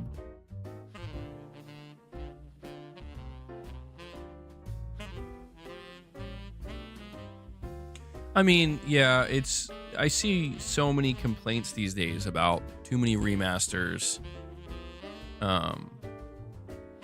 But then when we get newer games, like there's also a whole new list of complaints, and it's like, I'll be honest, man, like I feel like I just kind of don't know. I don't know what people want anymore, which is lucky for me, because I'm not in marketing and I'm not working for one of these companies, so it's not my job to figure it out. But I kind of can feel for the people who have to figure out, like, so what do people want these days? I don't know. I see so many different things all over now that it's just like, outside of the successful live service games, what works, what doesn't? What do people gravitate towards? People want really good RPG games.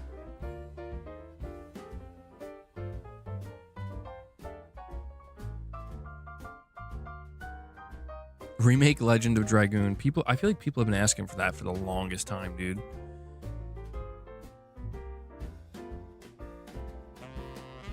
It's got to be rough knowing every minute choice will be heavily criticized if you don't find the secret sauce or the special sauce.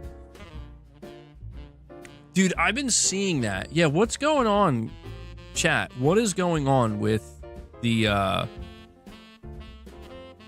GTA 6 the December 27th trailer 2? What's going on here, man? I see it was like trending. Why do people think this? Yeah, why do people think this trailer is coming on the 27th? That seems really random to me. Numerology. Oh, God. The voice actor for Jason or something tweeted 27. 27 is a secret number, apparently. Oh, man. So these are truly just shot in the dark guesses. I thought there would have been more to it than that.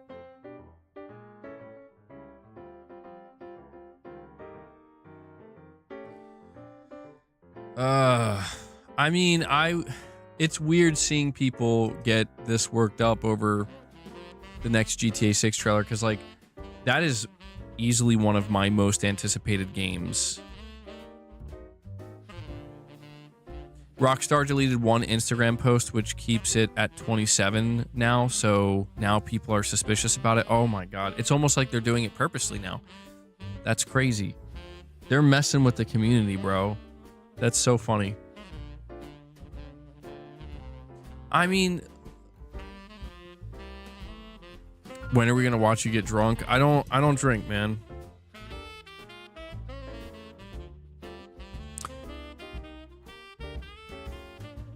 There's like 50 other things.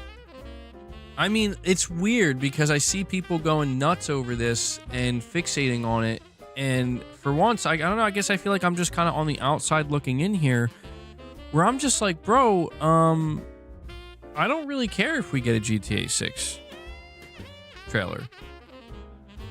You know, I don't really care. Like, if we do, that's awesome. I'm gonna be super stoked and hyped, and this is amazing. But like, I don't know. This is one of those things where I'm literally just like, whatever. Hey, man, whenever you want to drop it, I'm here. You know, I'm ready. If not, that's cool. I'm not necessarily waiting on it. So it's just really interesting to think that there definitely are people who are waiting on it. What's up, buddy?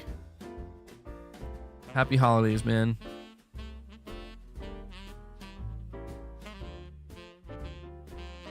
They're just gonna build up hype and then have it delayed to 2026. Oh man, I hope not. I mean, I will say this. I could see Rockstar doing that. Like, not the delay, but I could see Rockstar being like, listen, guys, oh, that's great. The Game Awards and Naughty Dog and Astrobot and whatever, you know, the holiday game season. But I could see Rockstar being like, we're gonna end the year. We're gonna end the year. All right, it's gonna be us. But we're gonna do it. I could see Rockstar kind of having that mentality, but I just hope it doesn't get delayed. But again, like I'm kind of at this point in my life with GTA where it's like, dude, we've been waiting since like 2012 or whatever, or 2013. So if it gets delayed to another, you know, just it's gonna come out in another quarter in 2027. It's like, okay, whatever. Not really gonna fret over that, you know. What's the big game for next month? That's a good question. I don't know. I don't think there's a whole lot of games. See, this is where I feel like I'm gonna have to think about what games I'm gonna dive in and play, because I was looking at the first 3 months of next year, and there's not a whole lot. There's not a ton that I'm like itching to play. So it might be a good time for me to like consider trying to play some older games or some games that people have been asking me to kind of get a move on with, you know, or give my thoughts on. Yeah, I know. I gotta play. I'm at a point with Final Fantasy VII Rebirth where it's like, I might just wait for the third game and then just play Rebirth and then go right into the third game. I'm not sure. Novinzer using his 10-month milestone chat saying, any predictions for 2025 Game of the Year list? Xbox is stacked, but I made a bet not one game would even get nominated. Also, have a Merry Christmas, MVG. Damn. Merry Christmas to you, Novinzer. Novinzer wants me to predict 2025 Game of the Year before we even... Well, if GTA 6 comes out, assuming it doesn't come out like... Assuming it comes out in time to be eligible for Game of the Year 2025. I think that'll take everything. I don't think anything's going to touch it. Saying you think Xbox is stacked. So what games does Xbox have lined up? I know there's Avowed. I think Avowed's the first one, right? Avowed comes out in February.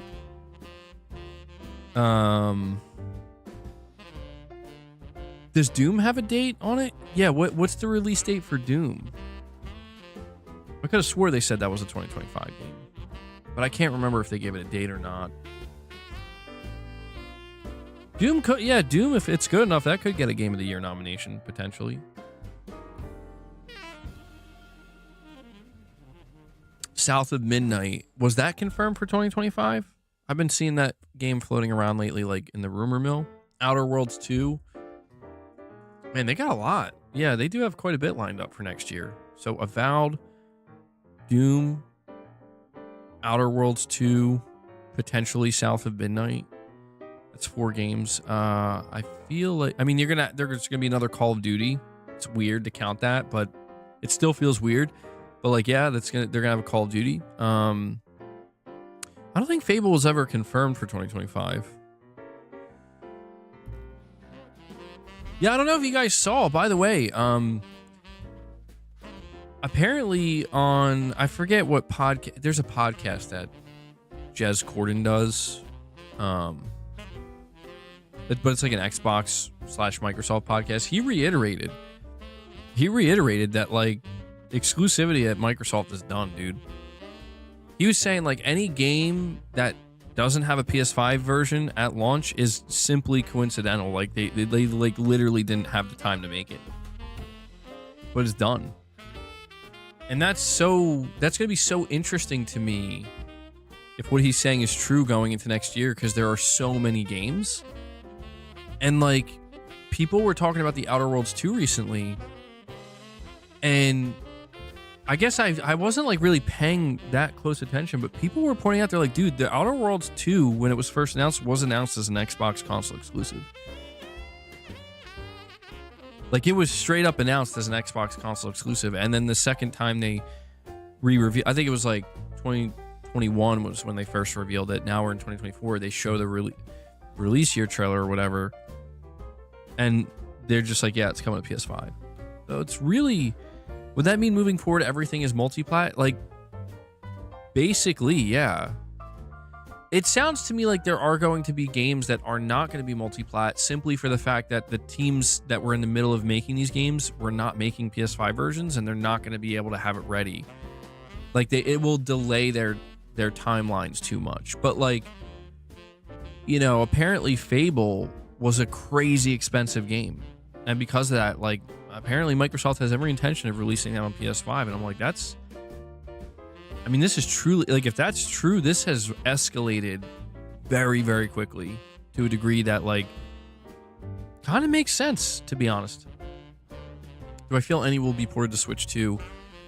That one will be interesting because the Switch 2, it's hard to say. I feel like porting games to the PS5 is going to be much easier than porting them to the Switch 2, but I think if the Switch 2 sells very, very well, I think Microsoft might try to, like, hey, you can make it happen. Please do so.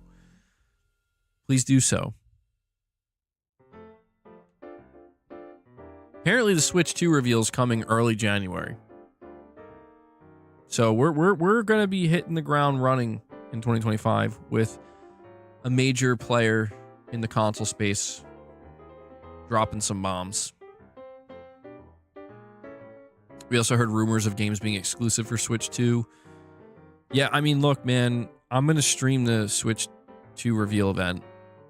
It's going to be awkward because I don't know if I'm going to be excited about anything I see because I'm not a Nintendo player, but I'm still interested to stream it. I know a lot of you guys were asking me if I'm going to stream it, and so I would like to do that. Open up some new doors or windows in 2025. I'm super curious about the Switch 2, though. Avowed would be right at home on PSVR 2.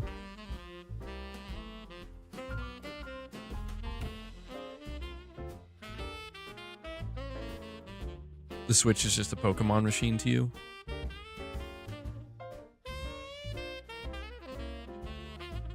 That's good to know. You would watch or hear mostly for my thoughts. Sean, you're saying, should I buy PSVR 2 while it's on sale? I mean, if you're feeling it, man. If you're really feeling it, I would say yeah, it's a solid headset. If you're really feeling it. It's been getting some pretty solid support. It's quite a library of games to choose from. Save your money for the PS5 Pro. I mean, maybe. Yeah, maybe. The PS5 Pro might look a lot more appealing in 2025.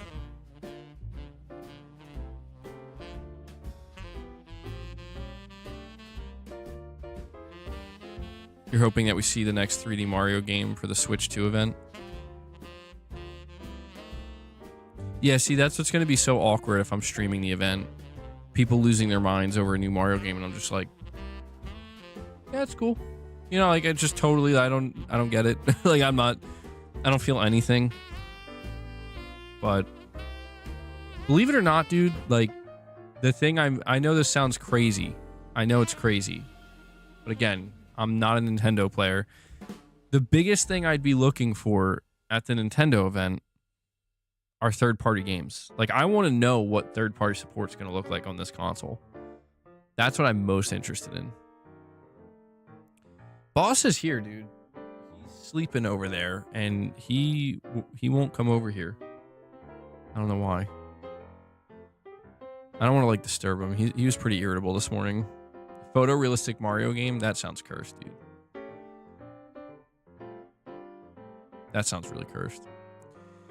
Okay, you're saying PlayStation is about to face the widest and most intense multi-vector pressure it has ever experienced, or it has experienced possibly ever. Big changes in directions that many have thought impossible will come to pass. It sounds exciting to me. Honestly, it sounds exciting because I kind of get that feeling too that Sony, I think Sony really has kind of used up their goodwill. You know, like if there's like a pool of goodwill that they could, like a well, I should say, of goodwill, I think they used it all up. And I think that starting next year, like, I think, you know, they have their fan base. Like PlayStation and Sony will always have their fan base. But I mean, like, it's kind of speaking to what you're saying here, where there's going to be more pressure going forward. And it's not going to be as easy. You know, it's not going to be as easy. It's not going to be as sure of a thing, I think, from 2025 onward. And I want to see Sony in that position because, you know, I feel like for most of this generation, they've been kind of in the opposite position of like, yeah, you know, hey, it's just business as usual. We're still doing good. Not much has changed. I'm not saying I want to see them in like a critical position of like, we're on the ropes, you know, I don't want to see that either. But I think, yeah, there's just going to be a lot of things that happen over the course of 2025 that are going to force Sony to really make some tough decisions, that they could make some wrong decisions and bad decisions, but the hope is they'll make the right ones, and in turn, you know, people who are interested in PlayStation or paying attention to it will benefit from it.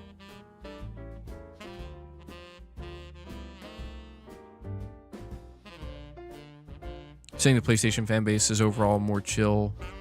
I've noticed that most PlayStation YouTubers are pretty down to earth compared to Xbox fanboys on YouTube. Are there still Xbox like fanboys on YouTube? I mean, I guess there are. I haven't been paying much attention. I've just been, I'll be honest, man, like I've been really tuning out of the conversations these days.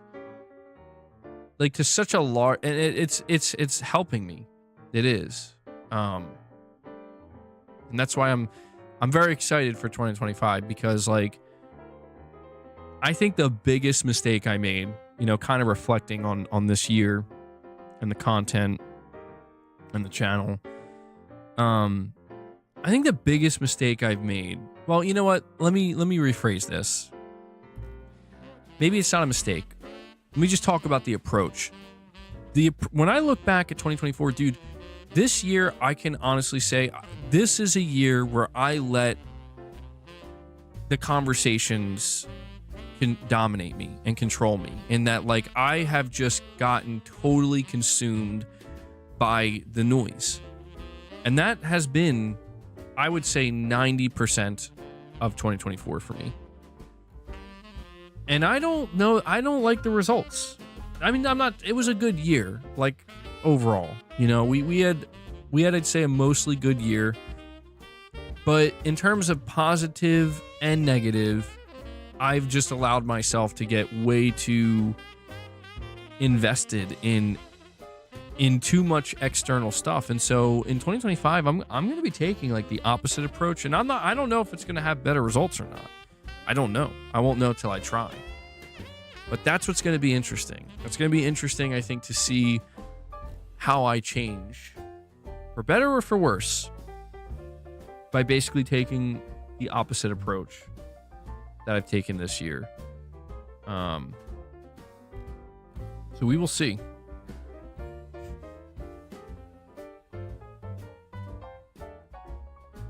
MBG should sell out and collect the Xbox bag. Well, dude, I'm super interested in what Xbox games are going to be coming to PS5 next year, because, dude, don't forget, Microsoft PR reached out to me this year when they first released their 4 games. It wasn't with every game, but they reached out to, like, I have a connection with them now, man.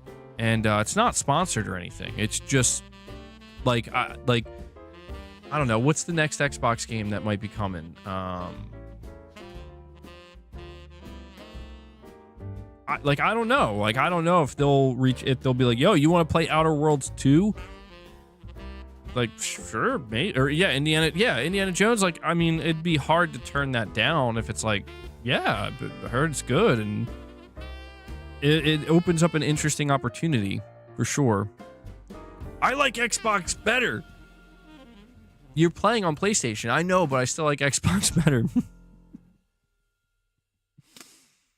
So weird. We got Scuba Tank filled with farts dropping a super chat saying, top 4 Christmas movies. Go. Personally, Die Hard, Gremlins, Jingle All the Way, Christmas Vacation. Honorable mentions, Scrooged, Merry Xmas. Okay, let's see. So, Jingle All the Way, first one.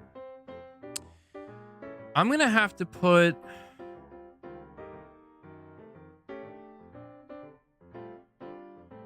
I mean, this one's a tough one because, like, I don't watch it that often, but it is one of the first movies that comes to mind just because I kind of grew up watching it. I feel like The Grinch, dude, with Jim Carrey. It's not my... It's one of those... It's a nostalgic driven one where I don't know that I like that movie as much as I like other movies, but it evokes like a crazy sense of nostalgia for me. So that's one that comes to mind. Polar Express. I don't know. Polar Express is... I never really saw the whole thing.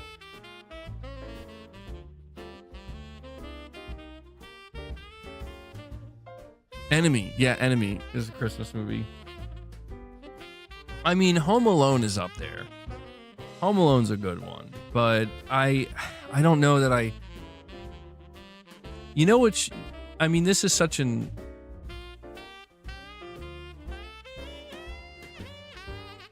Bad Santa? Dude.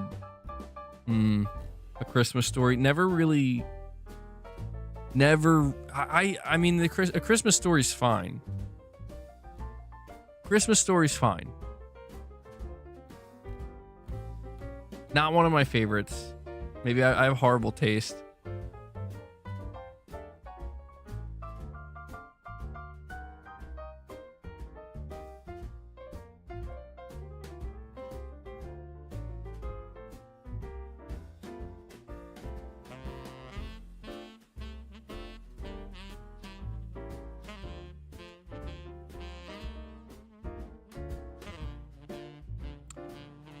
So there was a movie I saw this one recently. This is a recent Christmas movie, but I have to admit I did enjoy it way more than I thought I would.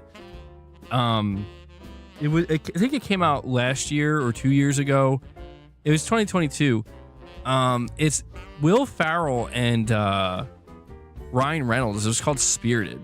Like, I don't know that I don't. Again, I know we're talking like a top list here, but I just gotta say, like, that was a movie that when I saw, I was like, this is gonna be horrible, and I actually really enjoyed. I'm like, this was really good.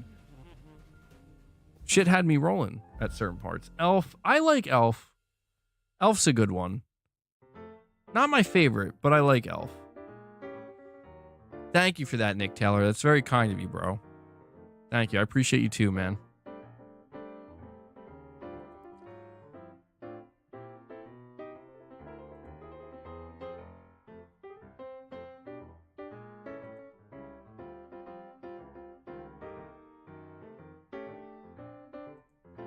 It was at Christmas with the Cranks, dude. I think I went to the movie theaters with my parents to see that many, many years ago.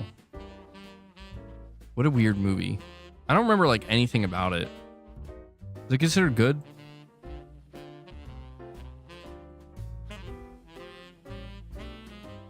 Christmas Carol. So, dude, I watched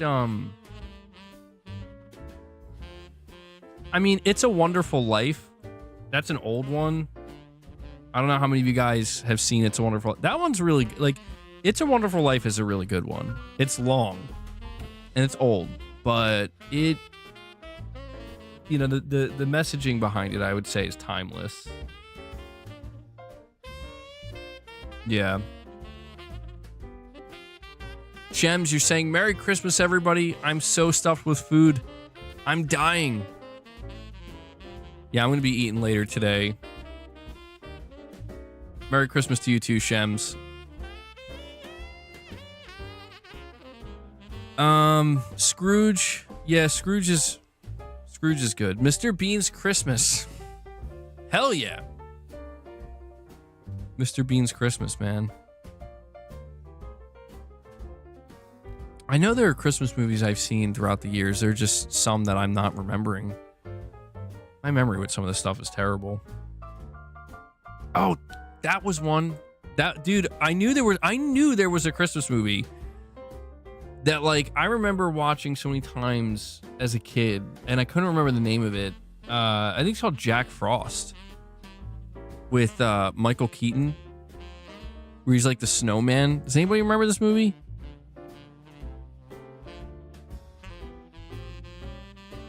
Dude, that one hits for me. That one hits for me. Like, these are movies that I don't remember if they're good or not, because I haven't watched them recently, but I remember the dead. Yeah, that's one way of putting it. That movie's pretty sad. It is, like, yeah, actually, it is pretty sad if you think about it, but I enjoyed it. Yo, Mrs. MBG hating on Jack Frost. What? What? A nice Christmas slasher movie. So, can we talk about Red One for a moment, bro? Oh my God, who has watched this movie on Amazon Prime, Red One? I was not prepared for this movie. I watched it last night. It stars Dwayne "The Rock" Johnson, Chris Evans, and oh my God, why am I drawing a blank on who's the guy that plays Santa? Why is Santa bald? J.K. Simmons, thank you. Yeah, I was drawing a blank on his name. Great actor. I don't know what I was expecting from this movie, but it was the most it was like, I just couldn't believe it. I'm like, this is the most action-oriented Christmas movie ever, where, like, Santa is, like, buff and fit, and The Rock is, like, his bodyguard. I just couldn't believe what I was watching. There was, like, a whole fight scene with snowmen. Like, evil snowmen. But the thing about it, dude, is, like, the movie really took itself seriously. And I think that's the part that really kind of shocked me. You saw in theaters? Yeah, I just wasn't expecting it to take itself so seriously. And it is so funny in a way. I'm just kind of laughing in my head while watching it, where like The Rock is like dead ass serious delivering his lines. Like he's really immersed in his role here, dude, where like he is Santa's bodyguard. And it's a very serious mission. You're saying that's why everybody said it was terrible? I mean, I didn't think it was. I will say this. I don't think it was terrible. I do give it credit where it was different. Like I've never seen a Christmas movie quite like this. I mean, it was trying to be literally the most action-packed Christmas movie ever. It had like some fight scenes in it that seemed somewhat decently choreographed or well choreographed in some instances, and I'm like, okay, this is kind of surprising. I don't know, man. It was just such a strange movie. What did I expect from a movie like this? I can honestly say I was not expecting it to actually be like so action. Like it's not just the action. It's the fact that like the way that they set up Santa Claus and like where it's located, like it's like they actually tried to make it like this is real, bro. Like this is how it would be in the year 2024 if Santa Claus was real and all this shit was real. There's almost like certain aspects of like Santa Claus is like almost practically like militarized, and I'm like, this is okay, this is an interesting take. And dude, at the end of the movie, they are literally showing how Santa Claus, and I was like shocked when I saw this. I'm like, they're actually showing it. They're like, we're gonna show you how Santa Claus actually delivers all of his presents to everybody across the planet in one night, and they were actually showing it. And he's like super fit, and he's, I don't know, man. It was like cool but very off-putting at the same time. I didn't really know how to feel about it. I just remember by the end of the movie feeling like that was something. That was definitely something. I mean, I don't know. It wasn't bad. I didn't. By the time it was done, I wasn't like, man, that movie was so bad, or no, it wasn't like that. But it was like, okay, I don't think I'm ever gonna watch this again.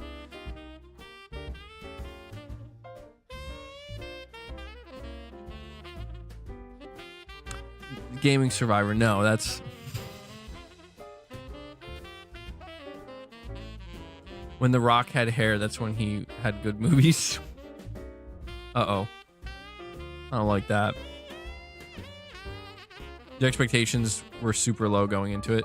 I think my expectations were a little bit skewed because people were saying it was actually like pretty good or like better than they expected. So I think my expectations were a little bit elevated. Like they weren't that high, but it's just, I don't know, there's something so off-putting about, like, I don't know. I guess I'm just going into this Christmas movie with Santa Claus saying, like, this is going to be very cheery and, like, I don't know, man. And then The Rock is just there being fucking dead serious. Like, really wanting to hurt people. Like, he's ready to go. Like, this is, feeling mixed emotions right now.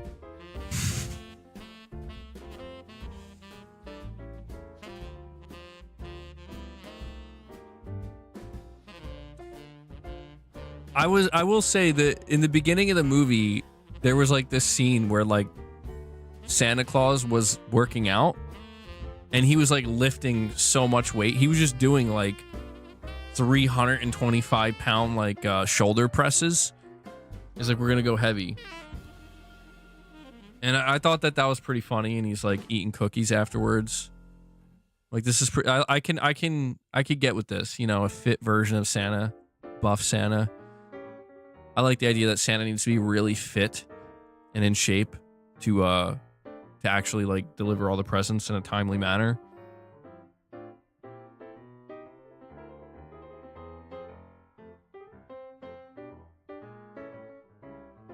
I mean, I think, I don't know, people are pretty hard on The Rock, I think. Like, people make it sound like The Rock is like the worst.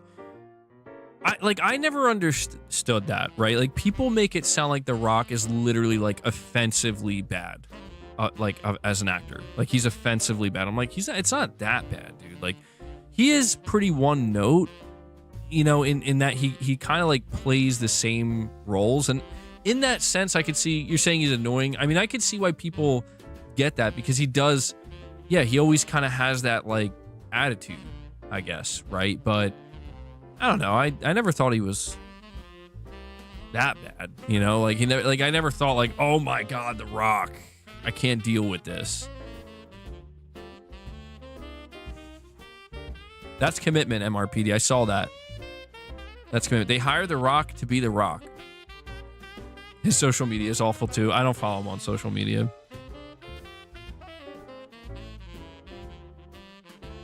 I think The Snitch was an underrated movie of his. I actually never saw that one. Wasn't that movie with John Bernthal or something? Or am I thinking of a different one? Didn't he consider running for president at one point? Oh, geez. I think he may have. Yeah, I don't know. I don't know about that one, bro. Who the hell is Carlos? Says, I finally got gifted a membership again. Love to see it, man. John Bernthal's a phenomenal actor. He is pretty good. I like John Bernthal because he's really good at playing a crazy, deranged person. What do you expect from the guy who introduced Xbox? That's right, he did. Oh, I forgot about that. What about the Tooth Fairy? Oh, that's it. Yeah, that one's cursed. I think I saw that too. God. You know, what's interesting is The Rock is apparently... He's supposed to be in a A24 movie where he plays like a boxer, and it's supposed to be like a pretty serious movie. Like, it's his first time like really trying to, you know, flex his acting chops, and I'll be interested to see that one.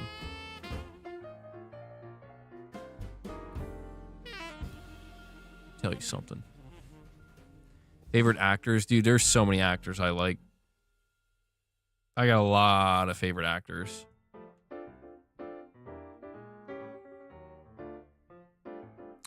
He's playing Mark Kerr. He's trying for an Oscar.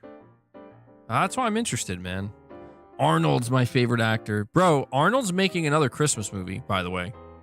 I don't know if you guys know this. This is big news. Arnold's making another Christmas movie. He's playing Santa Claus this time.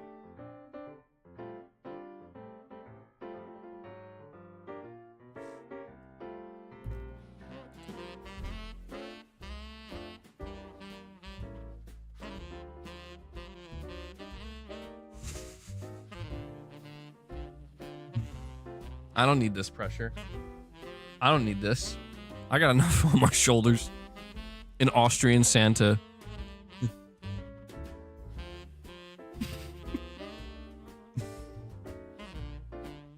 An Austrian Santa Claus, bro.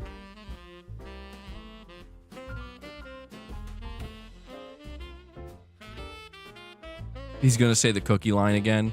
Dude, I could see them doing that. They're remaking The Running Man. Nothing is sacred.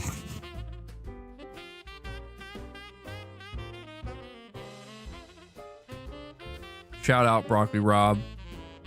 Bald twins.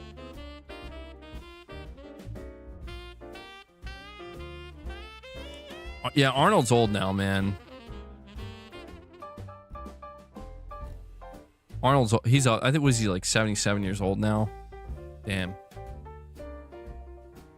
It's cool that he's still acting though, or like still doing projects.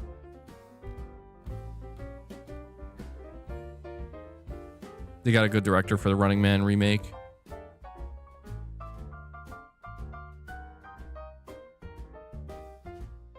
Yeah, when it comes to like movies getting remade, they're completely hit or miss. Sometimes they turn out really well done, really well made. I mean, dare I say, sometimes even a little bit better in some aspects. Other times it's just cursed. It's like, what are we doing here? You know? Isn't he still the ambassador of action for Netflix? Yeah, I saw that. I don't know. That was like a big thing they did. I think like 2023, which I thought was pretty cool. Dude, I was laughing so hard because speaking of Arnold, I saw a podcast. Apparently he was on a podcast like 2 days ago. Whose podcast was this? I think there was a guy on the, I'm not familiar with this person. Like, I know who he is. I don't know much about him though, but there's this person named Bert Kirschner, I think his name is. And Tom Segura, I think that's whose podcast he was on. And Arnold was just on this podcast the other day, and apparently within 5 minutes of being on the podcast, dude, he straight up blew his nose into the mic. I mean, he literally pulled out like a handkerchief, and he didn't like turn to the side or anything. He just directly into the mic blew his nose as loud as he could, and it was the funniest shit ever, dude. It was because they were like trying to talk to him, and he just blew his nose, and literally all you hear is just this loud ass. It's kind of a Chad move in a way, you know? Like, I was checking the comments, and like that's what people were focused on the most. They were like, bro, he didn't even give a shit. Yeah, when you're that old, you don't give a fuck. That's awesome.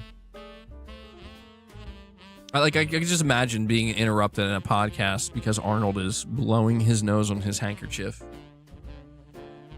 Handkerchief? Am I saying that right? Have you read the Running Man book by Stephen King? The Arnold movie sucks by comparison. I've never read the book. You like to see a remake better adapt the book? I mean, yeah, I'm not familiar with it, so I don't know. I like the Running Man somewhat from. It's a good movie. It's a good movie. I enjoyed it, but like I don't know. I don't look back like when I think of like beloved Arnold movies. The Running Man's definitely not one of the first that comes up. Yeah, I'll be honest. I didn't even know it was a Stephen King book.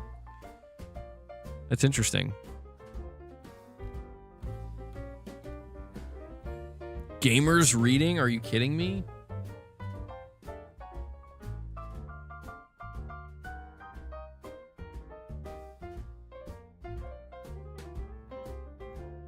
Ben Richards in the book was more Michael Bain.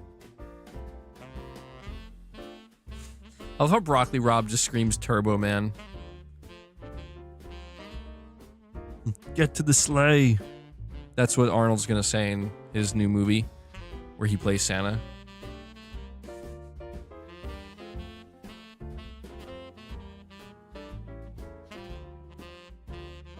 Yeah, I don't know, man. I haven't been able to keep up with movies, and I don't know. There's like a lot of actors these days, actors and actresses that, I mean, they're younger, you know, and I don't really feel much for them. I feel like I cared more about movies and actors and, you know, when I was young, like the early 2000s. But I don't know, these days I feel like I've just kind of fallen off, truthfully.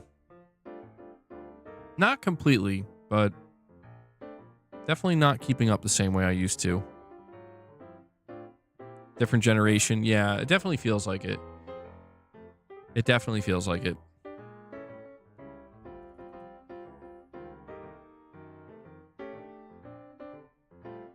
Sylvester Stallone, yeah, Sly's up there too, man.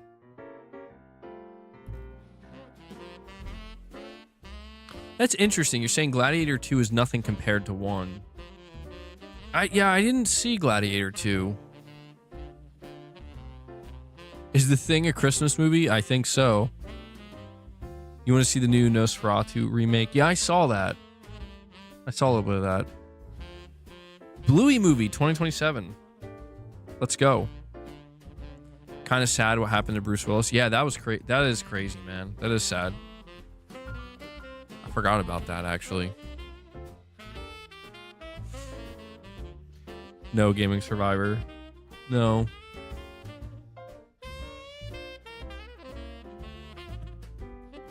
True Lies was a good Arnold movie. Yeah, a lot of people felt like that movie should have gotten a sequel, and it like never did.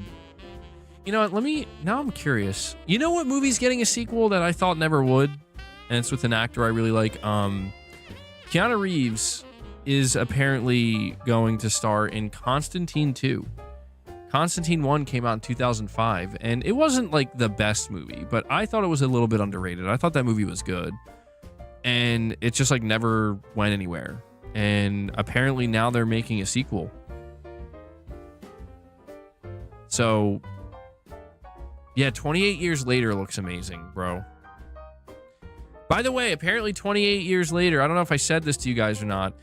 After that was revealed, everybody was like, we need to go watch the first two.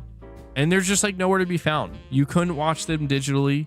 I think they're available now. They just made it available. You couldn't watch it digitally, and the physical versions were out of print. Meanwhile, I'm looking at my Blu-ray I have downstairs. My dual Blu-ray of 28 Days Later and 28 Weeks Later, and I'm like, physical for the win, bro. This is what I mean. But let me see.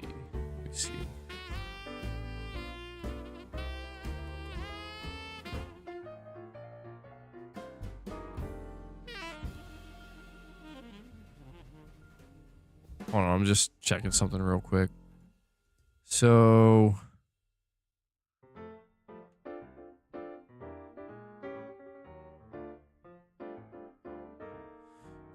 yeah, so Arnold has 2 movies apparently coming up.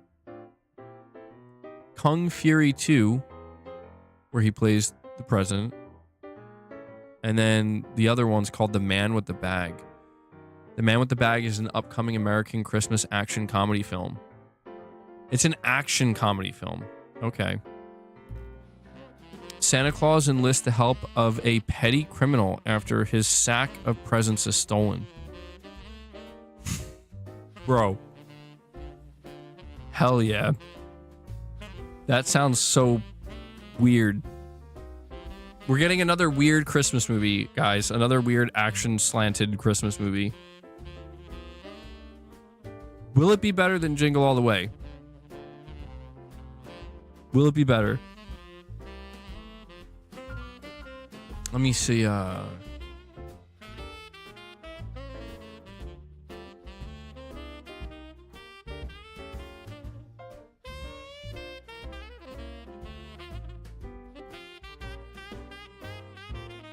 Good Fortune?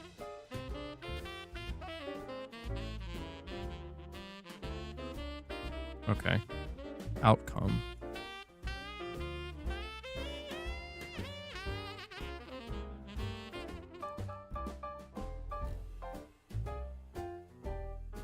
Yeah, a lot of people are talking about the new Superman movie. We talked a little bit about that.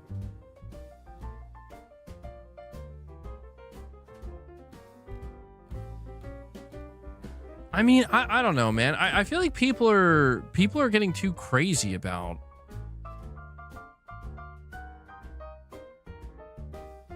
I have to rewatch the last Batman movie with Robert Pattinson, because I'll be honest, man, I saw that movie in the theaters, and I don't know. I'd have to rewatch it, because all I remember feeling after I watched that Batman movie is like, it was fine, but I don't know. I didn't feel the same way most people felt, apparently. Like, people really apparently love that Batman movie to a high degree. We're like, this is the best Batman thing I've ever seen, and I'm like, I don't know. I don't feel that way. But maybe I got to rewatch it. It's the perfect detective Batman movie. Yeah, maybe I have to try to watch it from a different angle. I don't know, man. I know people. There's always like the whole thing of like you know, the Snyderverse, Zack Snyder's Batman, and you know what he was trying to do, and I already saw with the new James Gunn Superman movie, people were, you know, a lot of Zack Snyder fans were already like out in full force. And I'll be honest, man, I do think people were a little bit overly harsh on Zack Snyder's movies. Like they definitely had their flaws, and there were certain aspects where it's like, okay, this is I think it might be too much, like what you're trying to do here. But I gotta admit, like, dude, I liked Ben Affleck's Batman like way more than I thought I would. Like, I specifically remember the scene from Batman v Superman at the end when Batman just beats the shit, I mean violently beats the living shit out of everybody in that warehouse. I'm like, that was literally the coolest Batman action sequence I've ever seen. Like, that's the version of Batman that I thought was the most realistic, in the sense that, like, this is how Batman would be. He would be so fucking terrifying, dude. Like if I'm in the same room with this guy, all my bones are getting broken. You know? Like I thought that was pretty cool. I don't know. Something about that just kind of spoke to me. Yeah, almost like this unhinged, violent bat. I know people were like, the whole thing of Zack Snyder making it so that, like, Superman kills Zod, and just breaks his neck. Batman straight up shoots a guy with a flame, with an M60, which is so fun. Like, I'm not gonna lie, looking back on it, it's so funny. It's just so funny. Like, just Batman standing there holding an M60 with one hand. It's like, you ain't gonna do it. Like, yeah, I will. Proceeds to fucking blow that guy up. I'm like, look, man, I understand it's kind of like antithetical to Batman's whole code of conduct, but at the same time, I have to admit, like, that's real, dude. Like, there's no world, and I know it's like, it's based off of comics, it's not meant to be real, but I'm like, I guess I don't have as much of a problem with the idea of yeah, Batman's gonna kill people. Not like, he's not trying to be a murderer. It's just, it's gonna happen. It's gonna happen. He's gonna punch somebody in the head too hard. Sometimes it's like, you know what? I'm gonna have to shoot this M60. Because if I don't, we're all screwed. I kind of appreciated that take on it. Why did you say that name? Yeah, I don't know. How do you guys feel about the whole Martha twist? I feel like that one was a tough one. That one was a tough, because it's like, bro, what? Yeah, it's like, in the moment I didn't think too much about it, I guess, because I just suspended my disbelief or whatever. But looking back on it, it's like, I don't know, man. Like, he really went through all that. Like, I'm gonna kill this alien. Like, I'm gonna kill Superman. And like, he's about to kill him, and it's just like, but why'd you say that name? I don't know. It's one of those things where it's like, it's kind of believable, where, like, if you're that insane and unhinged, like, something like that could be like the moment, to stop you. But I don't know. I'd have to rewatch it. Michael Keaton's Batman literally blew up a plant with bad guys in it. I mean, that's the whole thing about Batman, is like, and I never really thought about this as a kid who grew up with Batman, but like, he is just kind of deranged. Like, he's not a well person. And I just never really thought about it from that perspective as a kid, But Michael Keaton killed so many people as Batman. I'm really interested in this Superman movie, though, because it's like, you know what? I saw people complaining about the first scene, or the main scene that they were showing in the new Superman trailer, where Krypto, Superman was like beaten up and lying in the snow, and he had to call Krypto, and he's like, Krypto, take me home, and Krypto was like dragging him by his cape. And I saw like people leaving comments and shit being like, ain't no way, like, how weak is Superman that he needs a dog to save him? I'm like, are you guys missing the point entirely? Why do people not realize that if you try to make a Superman story, in like a 2.5 hour film, where it's like, I don't know, dude. it's just like, if he literally was that indestructible and that perfect, I think we've just kind of reached a point where I don't mind certain attempts to try to like humanize Superman a little bit more. You know what I mean? I don't mind that. Where it's like, he is, you know, indestructible, but I don't know. I don't mind the angles of like them. I think that's kind of why I liked Zack Snyder's Superman a bit. I did, because I feel like the way Henry Cavill, I think, played Superman perfectly. And he was like the perfect person for Superman. Like, I'll be honest, man. I don't. This new guy, Superman, looks like he's going to do a great job, but I don't think you get better than Henry Cavill. He was fucking. I mean, you talk about just not only his his acting ability, but he had the look, he had the body, he had everything, dude. I mean, he had everything, and that's why it's really sad to see that like his run as Superman was just way too short-lived. But I don't know. I kind of liked the idea of seeing a Superman that, yeah, you're basically a god, but you're still struggling with, like, I don't know, certain aspects that make you seem more human. I always appreciated that. Snyder's DC was casted great, but the materials what suffered. The Hans Zimmer score in Man of Steel is one of the best ever. I agree. Yeah, I do agree that the Man of Steel score is one that stands out to me. Like, I remember when I first saw the trailer, was it like in 2012 or 2013? Like the musical score, it was like, okay, this is, I'm feeling this. I'm definitely feeling it. Got me hyped. I do like the new trailer though. I do agree. Like, some people were saying it seems like the new Superman trailer is focused a little too much on other characters, and I get it. I just feel like they're trying to really give you the impression that this is a wider universe with a lot of, it's not just Superman. But I'm excited. I gotta admit, like, I'm excited. I've watched the Guardians of the Galaxy movies from James Gunn, and I've liked every one of them. I'm really interested to see his take on Superman. I agree with that. Jesse Eisenberg as Lex Luthor was a reach. Yeah, I almost forgot about that. That was weird. That was really weird. James Gunn is just using nostalgia bait. I don't know. I'm not convinced yet. I'm not convinced.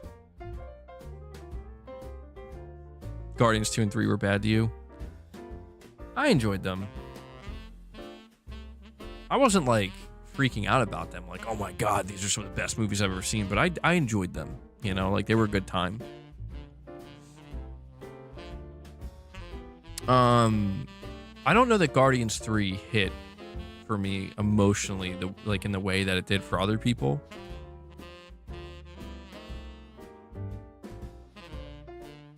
But I did really enjoy it. You know what I'm confused about, though? I did see recently, apparently,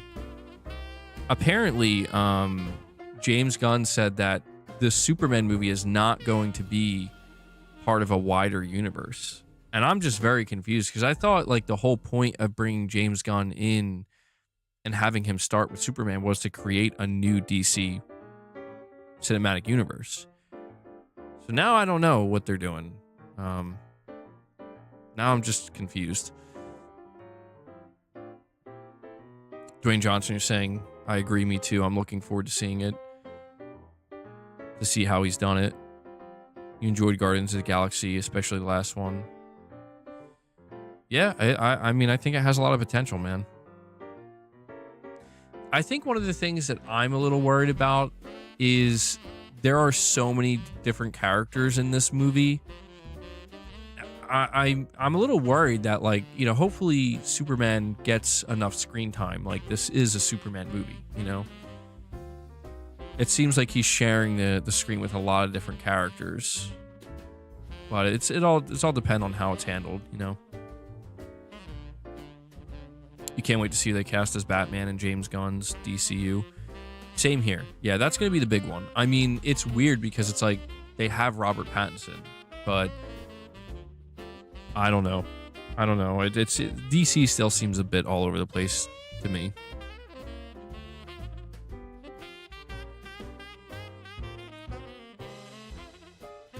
You don't want to see Damian Wayne. You don't know why Gunn is pushing Damian Wayne. Elseworld movies. Is that what they're calling it? Yeah, I'm trying my best to keep up with it. Robert's Batman and James Gunn's Superman do look good together. Yeah, I mean, maybe that's how it could work out in the end. You know, they're just like, hey, man, we got a great Batman here. Hey, BGs, you hear about the 27 theory for GTA 6? I didn't hear about, like, I don't know the details of it. I just know that everybody's expecting a trailer on the 27th. I mean, I got, like, a little bit of info from my chat, but not much. Superman Returns is underrated. I think I saw that in the theater.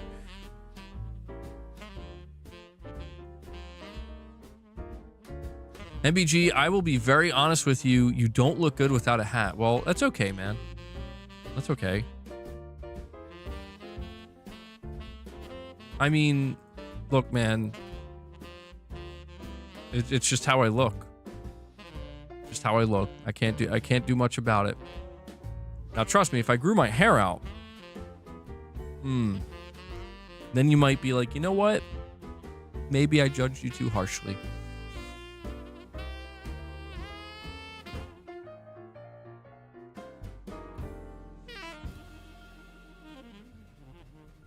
That's interesting. Miguel thinks I look way better without the hat. I don't know. I guess just me being me, I just feel like I don't really mind either way. I don't know. I tend to think I do look a little bit better with a hat, honestly. Like, I think that's where I lean towards. But I also think, I don't know, I don't think I look bad without a hat either. I just think, man, it makes me wonder if I was the star in a video game, how would people react to me, you know?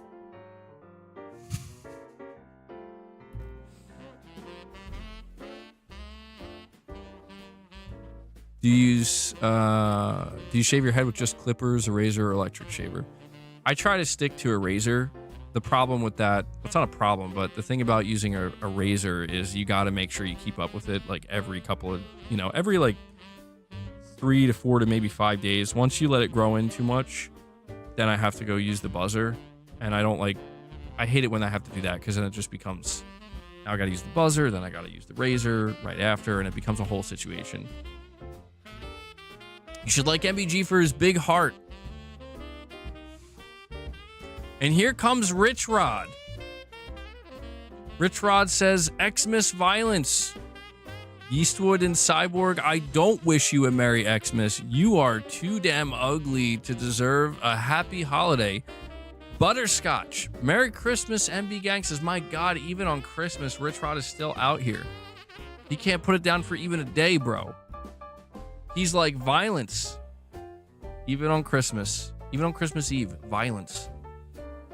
Rich Rod, thank you for the direct donation, bro. I do appreciate it. Thank you for all the direct donos. I mean, sometimes I don't like reading your unhinged nonsense. Sometimes it hits, sometimes it doesn't. But either way, I do appreciate the support. I appreciate the donations. I might have to raise your... I'm going to have to make it... I'm going to have to make Rich Rod start paying more for these direct donos, though, dude. For the stuff he's trying to make me say, I'm going to have to start charging more. Price increase. Rich Rod, you're getting a price increase in 2025, bro. I hope you're ready. He's like, no! You can't do this to me. I should try a bowler hat. A bowler hat. I don't know. I don't know that a bowler hat's for me, bro. I could try it. I could try. I'd be open to trying it at least once. A top hat. A top hat would be funny. There's no way I could wear a top hat earnestly. Do-rag. Every time I wear my hat backwards, that's what people think I'm wearing. They think I'm wearing a do-rag. All right. Let me see here.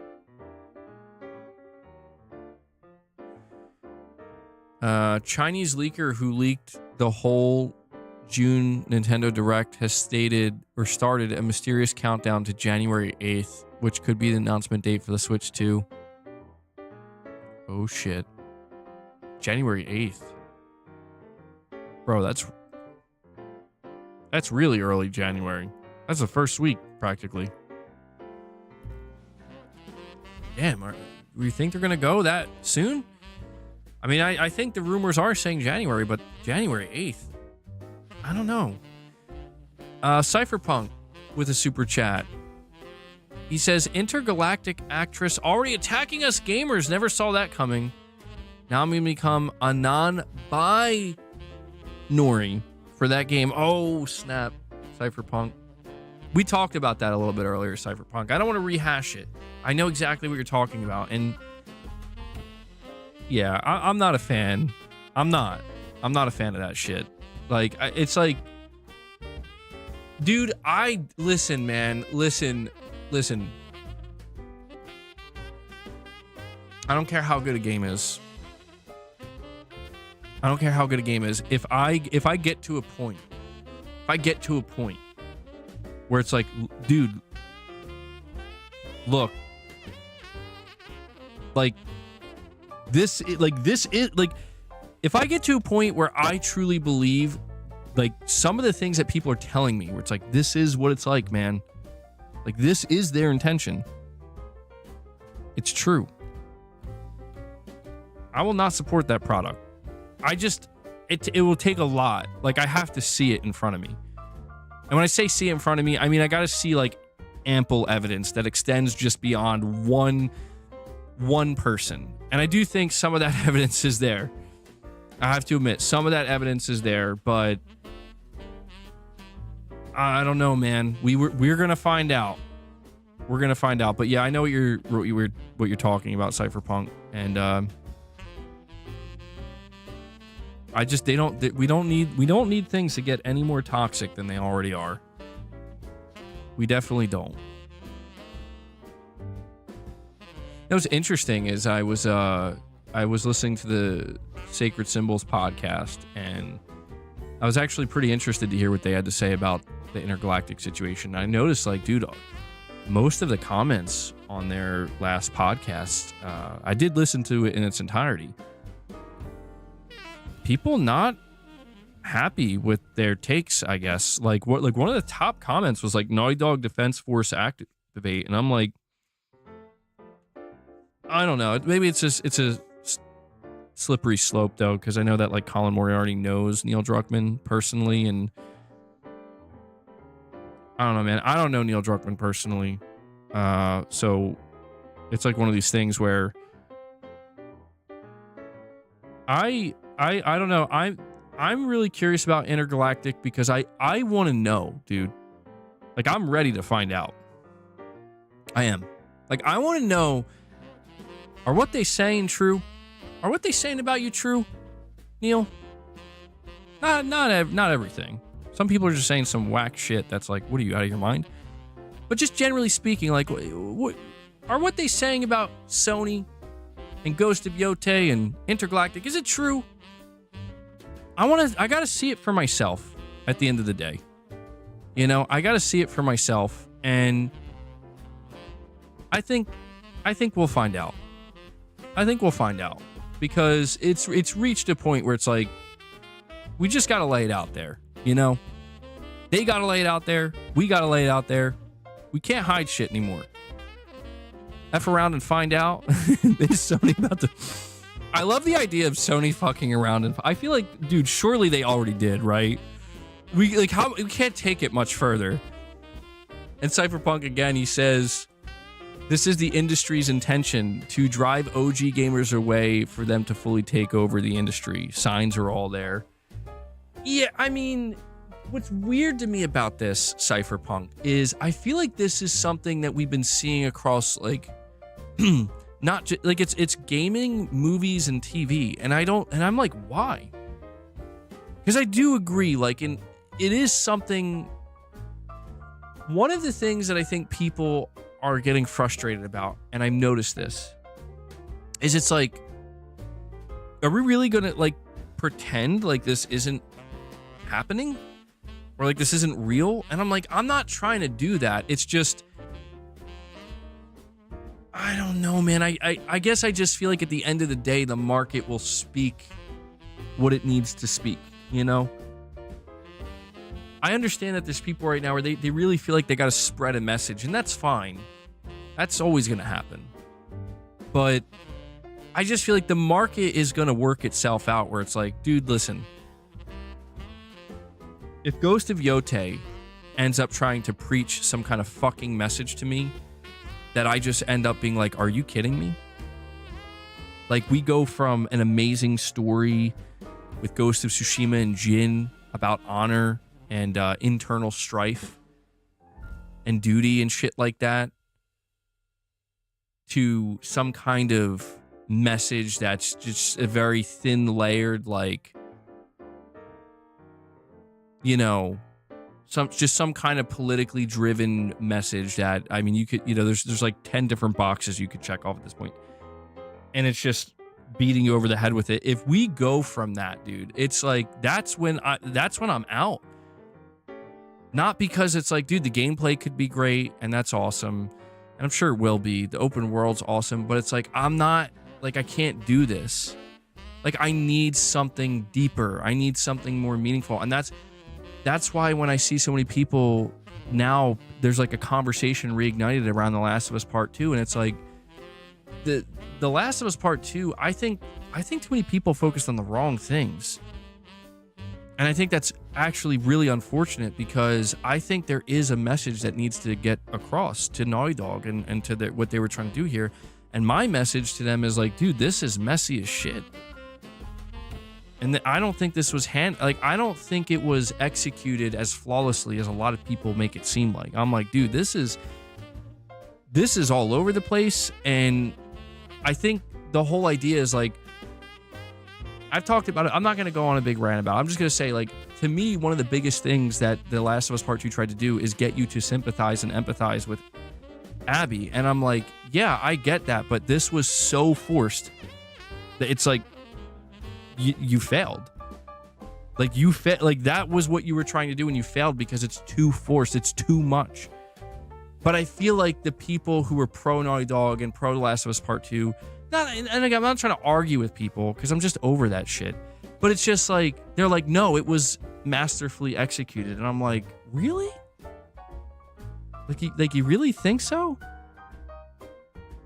But I don't know. Like, that's where it gets maybe more subjective, where it's like, some people really do like Abby as a character. I'm like, I don't know, man. I understand what they're trying to do and the way in which they're trying to execute on that, but I'm like, I don't know. Cypherpunk, you're saying if the PS6 isn't rainbow colored, I'd be disappointed. Oh, come on, man. There's only one thing that can save us, Cypherpunk. Release the Bloodborne remake. What aspect of Abby did you not love? She was the best character, my man. You really think so? Dude, she was one note. No depth. What's like the most depth they gave Abby, in my opinion, is they basically were like, she's gonna be real sad that her dad, or first she's gonna be real mad that her dad died. That's it. Like, that's about, like, I'm, at least for me, dude. And I'm like, what else is there? And I don't think there was, like, I mean, they tried to do, I will give Naughty Dog this credit. They tried to add more depth to Abby through her relationship with her friends, but I don't know, all of it just fell flat, dude. I'm going to tell you right now, look, I'm just going to be blunt about this. Do you know what people are afraid of with Intergalactic? They're afraid of, this is Abby 2.0.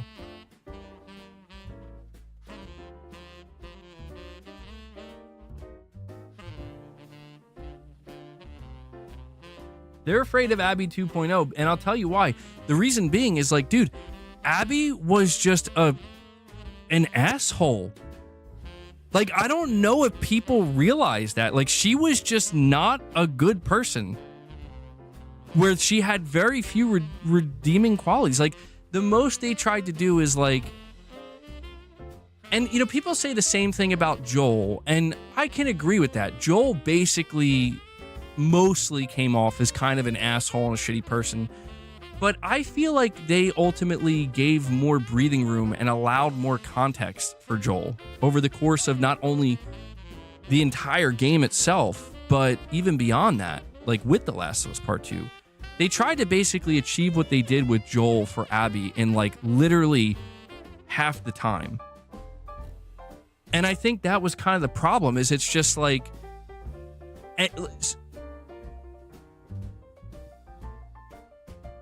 I'm gonna lose my mind. So who said it was gonna be a Last of Us rant at the beginning of the stream? I'll just put it this way. There was not enough breathing room for Abby as a character. And I think Naughty Dog, I think that they got a bit arrogant with, like, they thought we can do this. Like, wait, hold on.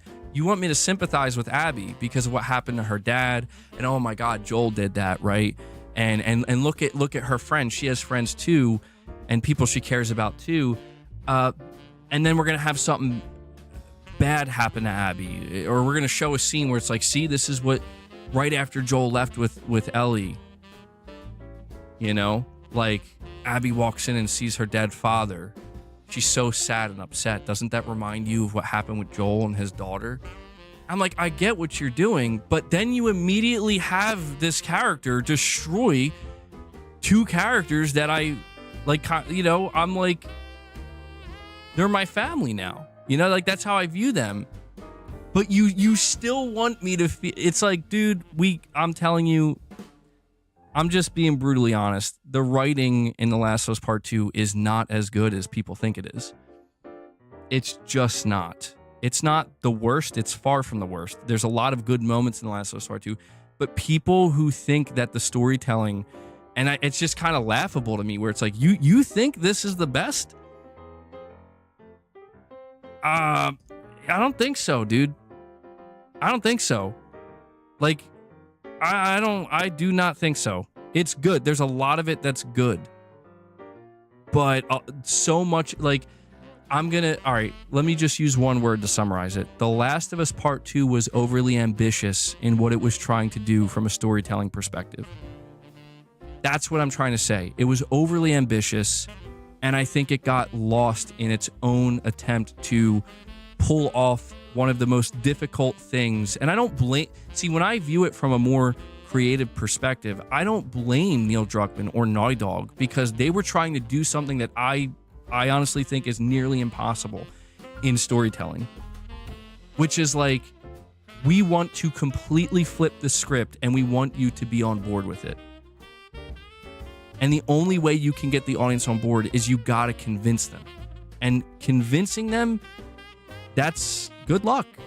Dude, that's where it's like the way in which you choose to branch this out and map this out, the sequence of events, they got to be really, really, really not only convincing, but flawlessly executed to a degree where everybody's just going to look around and be like, wow, holy shit. Like, I didn't think this is how I would feel, but I feel it. And some people, I guess it was enough for them, but a lot of others, I just think they were like, nah, dude, I don't think so. And I just think people are afraid of that again, except worse, where it's like, you're not even going to have characters like Joel and Ellie now, or Nathan Drake, you know. Now you're just going to have this new character that's Abby 2.0. And it's like, dude, I'm telling you now, if that's what this is, I will be out, because I'm like, I'm not interested now. I'm willing to give him a chance, though. I'm willing to give it a chance, because it's just like, look, man, Naughty Dog to me is not just Abby. They're not just The Last of Us Part 2. So I'm not going to just, you know, I'm not going to jump to that conclusion before I see more. Before I learn more. That's all. Because if they want to make this character have the same type of attitude as Joel and Abby, where they're like badasses and they're fucking agitated and they got a chip on their shoulder, it's like, I can jive with that. I like those type of characters. But you gotta make me feel like this character's relatable to some degree, you know? And part of that is, I would say, it's going to be revealed through the relationship she has with the other characters around her. So, all right. Yeah, I'll move on. I'm sorry. This is Cypherpunk. Cypherpunk, god damn you, man. Cypherpunk coming in here with his super chats causing chaos. Let's talk about Blue Box after this. Cypherpunk, you're saying, to be fair, Joel was too. You're saying it must be the best that won the most awards. I mean, at the end of the day, it is all opinion, right? That is true. It's just my opinion, other people's opinions. But we'll see, man. We got plenty of time, like I keep saying. And Rich Rod with another... Dude, Rich Rod and Cypherpunk both just descended into my fucking stream on this Christmas Eve being like, you guys ready to tag team the chaos? Rich Rod says, don't think I forgot about you, Jez, lying to bots about only 4 games. I hope the Grinch comes down.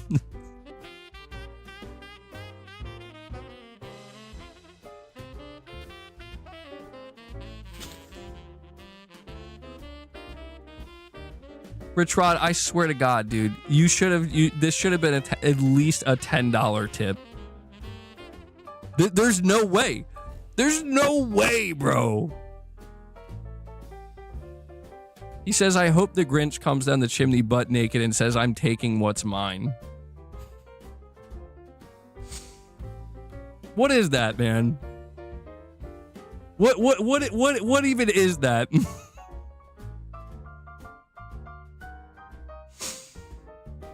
At least you kept it Christmas themed. I'll at least give you the credit. He's out of pocket. He tried to keep it Christmas themed. I gotta at least give him that. Oh, Lord. Rich Rod's like, I know how to get him to stop talking about The Last of Us. How long have I been streaming for? Yeah, I'm approaching the 3-hour mark. No wonder why. No wonder why. That was an A+ donation.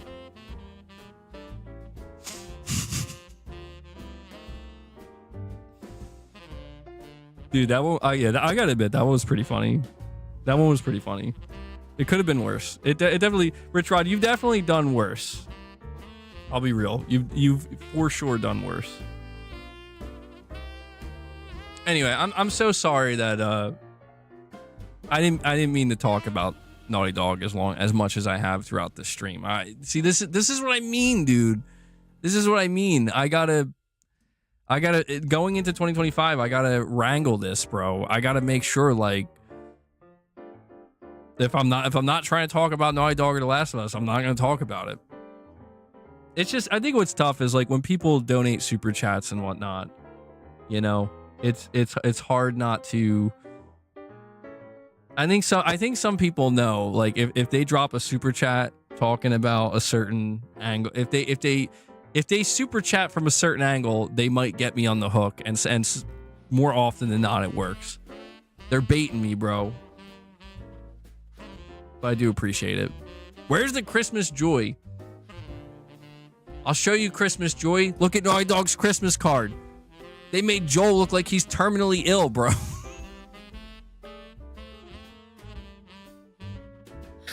I mean, they got Joel looking like Skeletor over there, man. With Abby towering over him like, Merry Christmas, Joel. I got you a golf club. I'm sorry. That shit's pretty funny, though. That shit's pretty funny. Yeah, my mic's probably peaking. I apologize. I'm screaming into it. All right. Okay drops another single membership gift for you guys. Okay, thank you so much for that, man. It's been a little bit, but he's keeping the member train going. MB Gangsta merch is a must for 2025. I don't know, man. It is an inside joke. And to anybody who stumbles across the channel and they see that and they don't know the inside joke, I mean, that's a weird look. You gotta admit, that's a weird look. So we're at 574 now. Let me update that.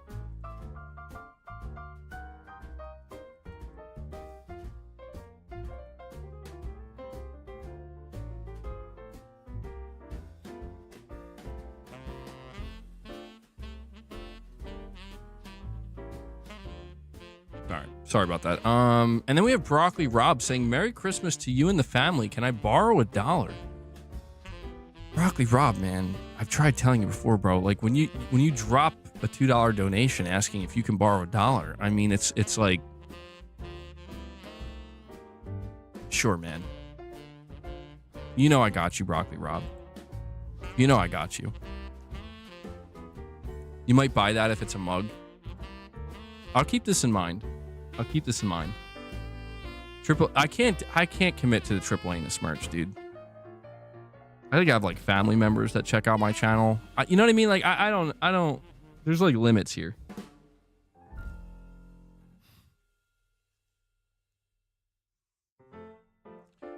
Got that Shadow of Evil in the background.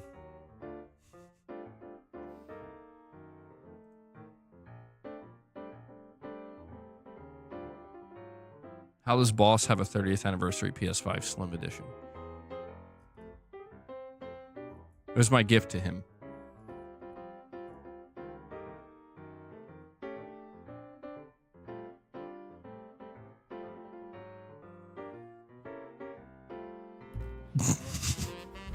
Yeah, Shems, that's what my family ends up tuning into. Correct, Matt. Yeah, I did.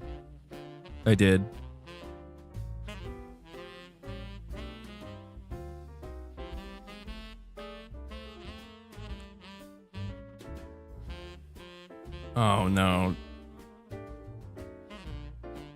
You need to get your family to react to the Crackdown 3 rant.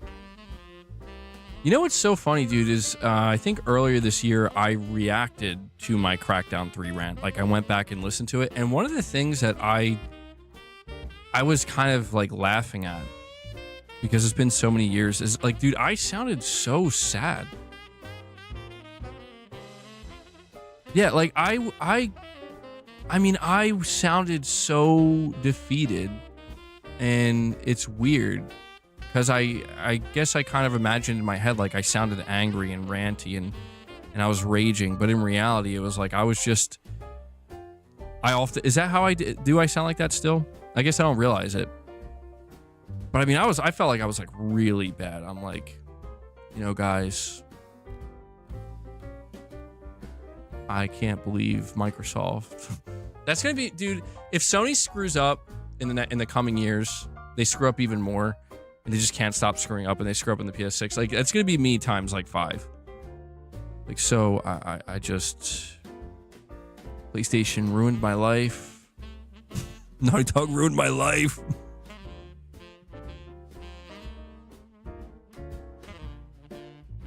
Rich Rod, I'm not reading that. Now you're just offending me. He's trying to get a freebie here. This is bullshit, Rich Rod.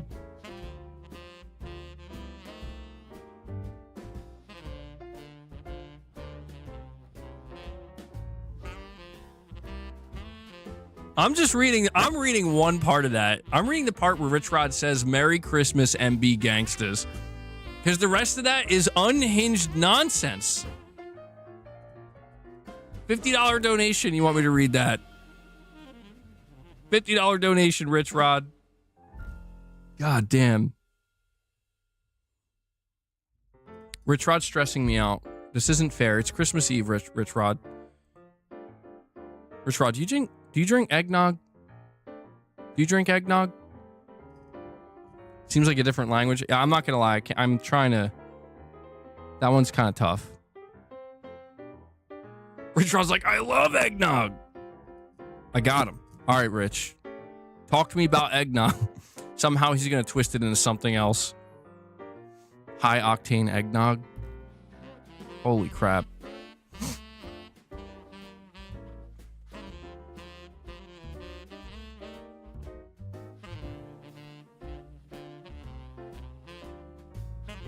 Interesting.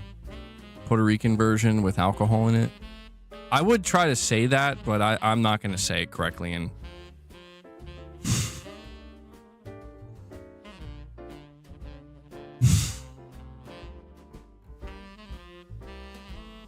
dude, that's a funny. Okay, says the Blue Box streams could be a case study and should be scientifically examined. They should. They should. They should. Yeah. I think I was like, I mean, people will look at me now and be like, bro, you are mentally ill. But I feel like I don't know, the mental illness at that point was like reaching peak levels. Like it's like, I think you need some help, man. You either got to take a step back or you need to get some help.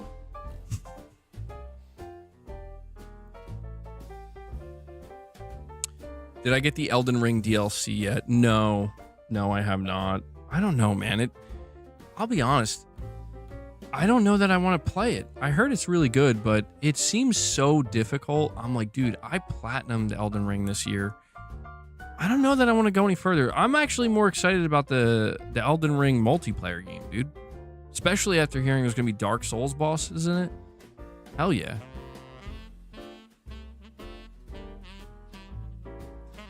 Hanzo says it is hard, worth it, but then Matt York says it's not that bad.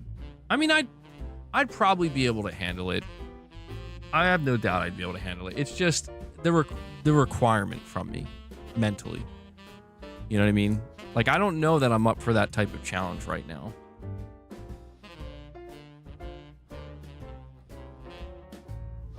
That is true. Yeah. That is true, Gaming Survivor. I've changed a little bit, you know? Calmed down a bit. I like to think I've matured a little bit. God knows my hairline did. I gotta keep up with the hairline, you know? You tried picking up Elden Ring again and just got pissed off. I mean, I know, I've been there. But Elden Ring was an interesting one for me because I put like 100 hours into that game. I beat it, and then I just was like, I'm good.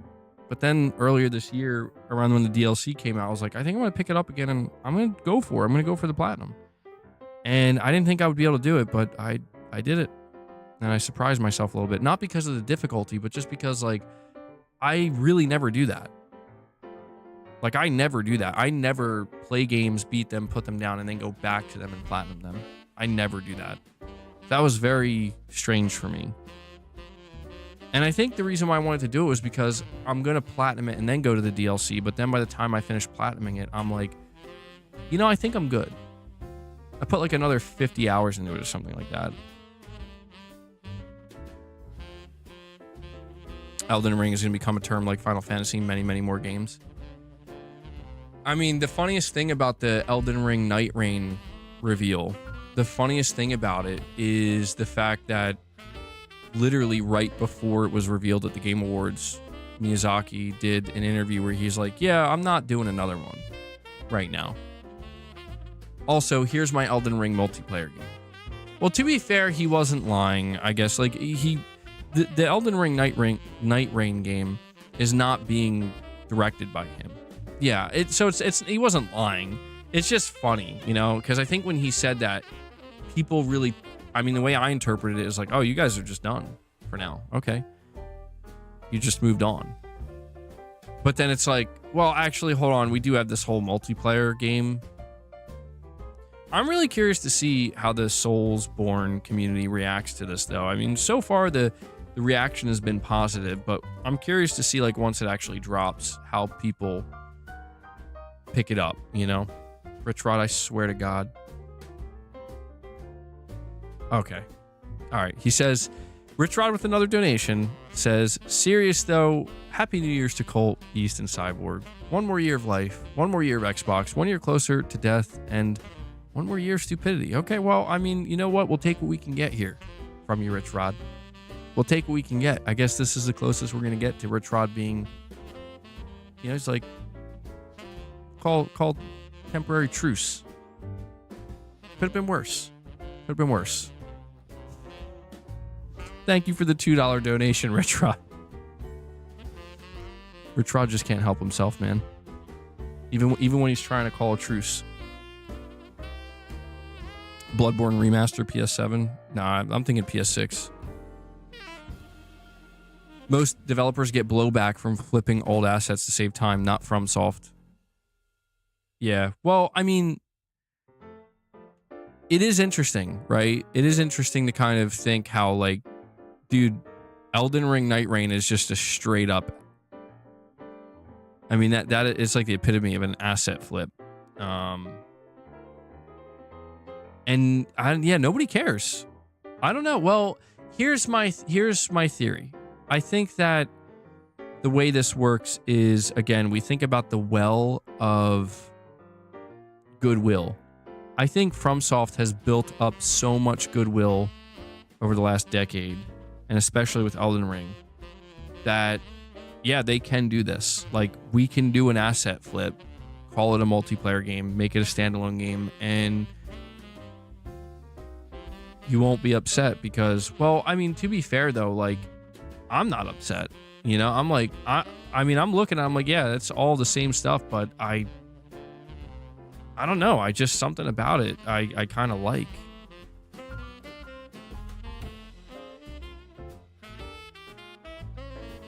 Ryuga Gotoku is the best at reusing assets, and they're the only devs that make good annual games.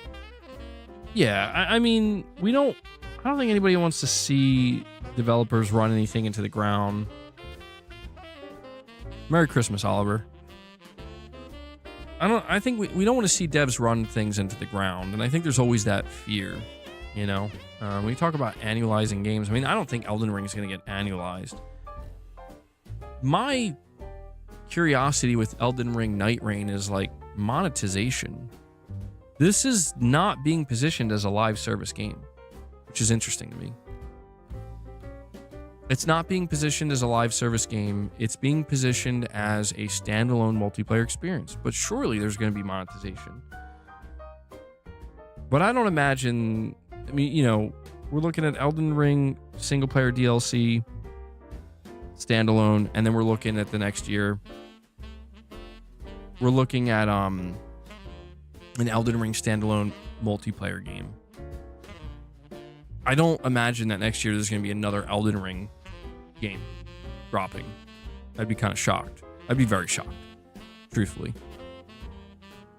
I'd be very shocked if that's what ended up happening. $200 to play as Solaire and Night Rain. You know, people would buy that up. Oh my god. Yeah, I mean, there'd definitely be people who would pay for that. Oh, I gotta let Leia in.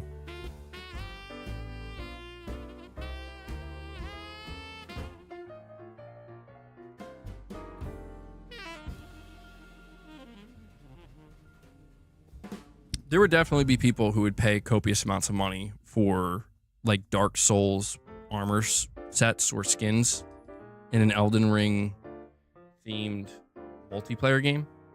And I do wonder if they're going to try to do some stuff like that. Reminds me of the Helldiver situation that just occurred, where it's like, you know, I think when development studios, they see that there are people who are willing to pay large amounts of money for some of this stuff, and they're just like, yeah, we want to get in on that, you know.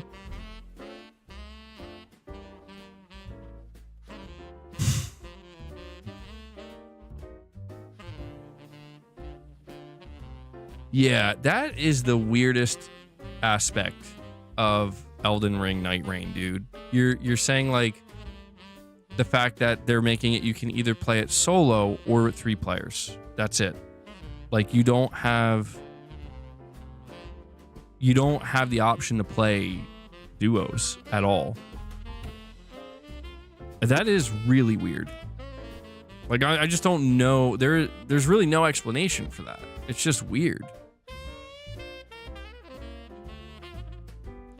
Matt York, as far as I'm aware, no. There has not been any type of PS5 Pro update for Helldivers 2. Maybe it's something they're still working on, which is unfortunate because I feel like this is a game that should have a PS5 Pro upgrade. Feels like it's one of those games where it's like, how is this not upgraded?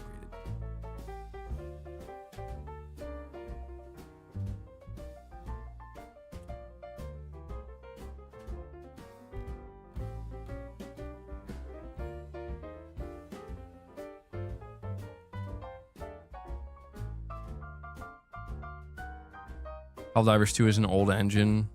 You think it would break? Apparently, yeah, the engine it's running on is very old. I don't even think the company that made it exists anymore.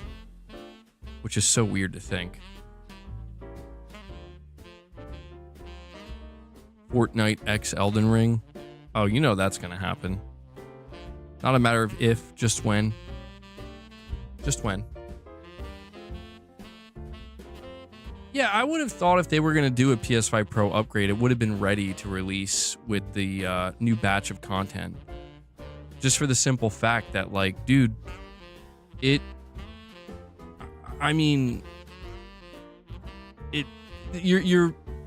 content's coming after the PS5 Pro dropped. I just feel like dropping the PS5 Pro patch at around that same time, it just makes a lot of sense.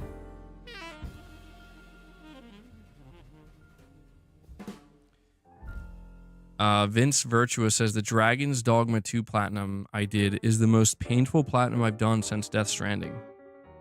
Interesting. It's interesting you mentioned Death Stranding, because Death Stranding's platinum, it was a little bit painful, but not the most painful, at least not for me.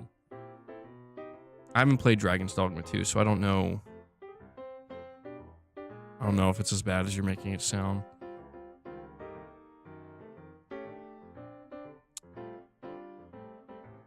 Helldivers 2 is okay, too repetitive for you. It's fun with friends sometimes, but the objectives are like meh. I mean, Helldivers 2, it was one of my highlights of the year, man. I loved Helldivers 2. It's interesting because, like, Helldivers 2, for as much as I did enjoy it, it doesn't have that hold. It doesn't have that type of hold on me where, like, it just isn't my go-to multiplayer game. It was for about 2.5 months. And then I came back to it a couple more times with the updates, but I don't know, man. It wasn't doing it for me in terms of, like, really keeping me there perpetually. Rich Rod says, doesn't Colt remind you of Rocky Dennis, less swollen? Oh my lord. Rich Rod, why are you bringing this much chaos on New Year's Eve, man? Josh, you get the platinum for it? Saying it was very hard. Damn you, Rich Rod. You're home for Christmas. So many of your buddies want to get back in Helldivers 2. Hey.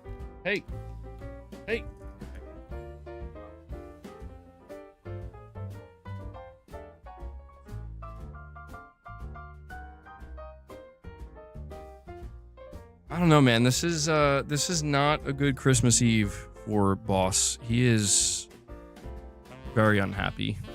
I don't know why. He's like something with Luna. He's not in a good mood. Like, he just, like, went up to the door and was, like, scratching it, asking to get out. And I'm like, bro, you didn't even get your treats yet. So I don't know. He's just not in the mood today. That's one way to put it, Meet the Cheater. Yeah, that's one way to put it. Boss is getting coal in his stocking, or he got coal in his stocking. Oh, you're saying Rebirth, Josh. Okay, yeah. I was gonna say, bro, where'd you find the time to platinum Dragon's Dogma 2 as well? Considering you got the platinum for Rebirth. I'm not gonna lie, man. From what you were telling me about Rebirth's platinum, that one does sound like... I'm not saying Dragon Dogma 2 platinum isn't painful, but Rebirth seems like... I only say this because even the developer of the game, they were like, we're sorry. I'm like, what did you guys do? What did you do? Like, when a developer's apologizing for the level of difficulty to obtain the platinum, I have to really question, like, how bad it really is. Like, it has to be up there. Most anticipated game for 2025.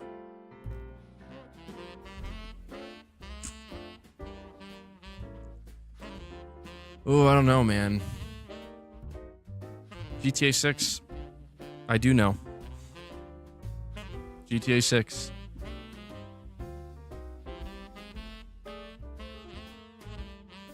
It was hard for a second there until I remembered GTA 6 is supposed to come out next year. I'm not going to lie. GTA 6 is my most anticipated game. More than Ghost of Yotei, more than Death Stranding 2, more than any other third-party game. I keep kind of forgetting about it though. Like it doesn't feel like it's a real game.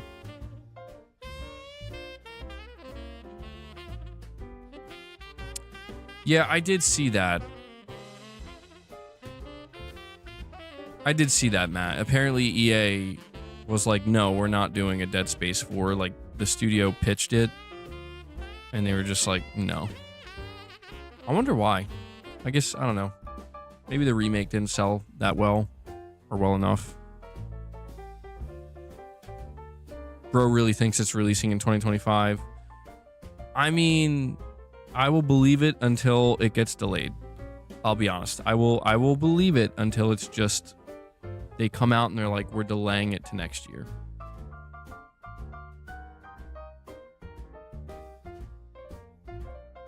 Yeah, apparently the sales of Dead Space Remake were not that great, unfortunately. Where would the story go? I don't know. I didn't play Dead Space 3 either, so I have no idea. Yeah. I get the feeling that EA is not planning on doing anything with the Dead Space franchise. I think that the remake was an attempt to see how much demand there is for it, and I think there wasn't as much as they had hoped, or there wasn't enough or as much for them to be like, all right, we're gonna go all in with this franchise again. So it is unfortunate because the Dead Space, Dead Space 1 in that like universe is very cool, but another case of gamers asking for a game and not buying it, LOL. Yeah, it does. I think we just continually see the disconnect between like the reflection we see from, not the reflection, but the picture we see from the internet and people on it talking about products and games and IPs versus the market reality. I'm not saying that there isn't an audience for Dead Space. I think there obviously is, but it's like that audience I just think might not be nearly as big as it would need to be to get a company like EA to be like, you know what? Yeah, we're coming back to it. But, we also look at the industry itself and how like everything is trying to be turned into a franchise. And it's all about the franchisability of an IP, of a product. And I feel like that can be, kind of crappy because it's like, can we just get good games that have, they don't have to be the biggest games ever made, but, like, this is maybe where you might argue maybe Dead Space could survive as a AA game. Maybe. But, I don't think EA is interested in that.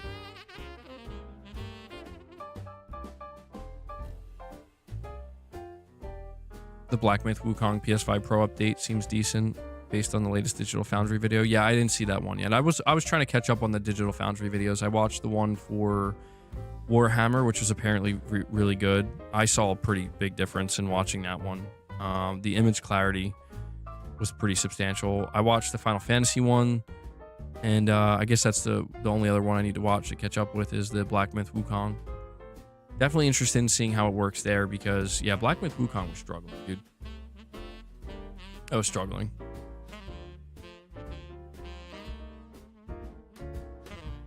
Too many people with niche likes talking the loudest. Yeah. Yeah. I think that this is why, like, people wonder why Sony doesn't dip back into their catalog of IP. They seem really resistant to going back to any of their older stuff. And I just think the reality is, like, not all of it, but most of it probably wouldn't find much of an audience these days.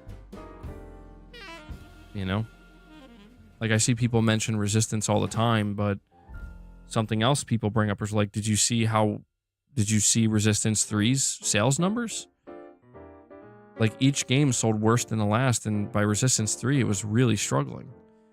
And that's where, you know, it's hard to blame Sony, where it's like,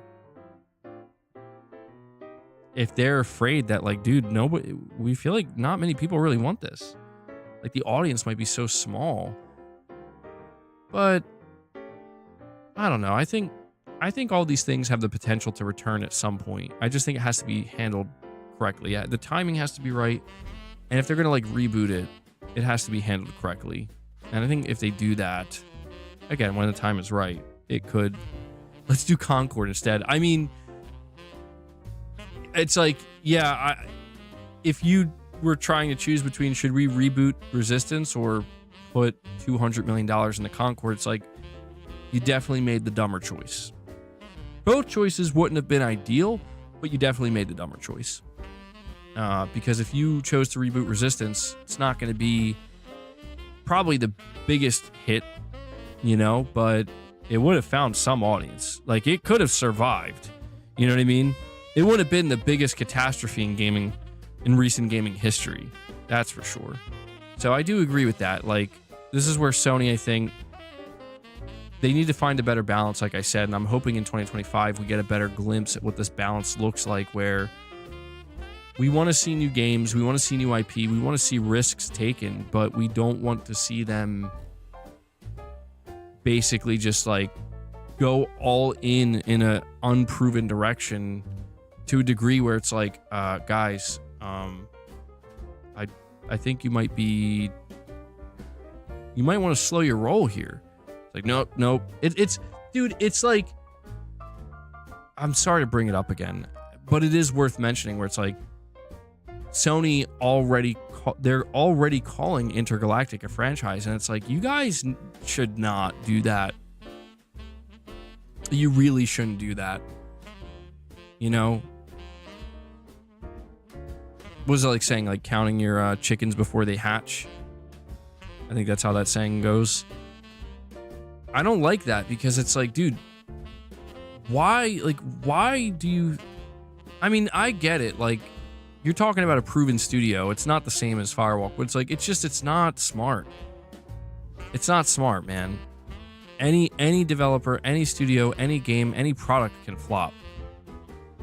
And it is just kind of laughable where it's like, introducing our new franchise. Like, so you just think people are going to love it that much, huh?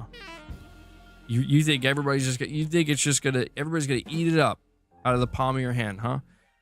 I don't like that. That to me shows, you know, that's a bit of arrogant Sony rearing their head again, where it's like, come on, Sony. After what you just went through, come on.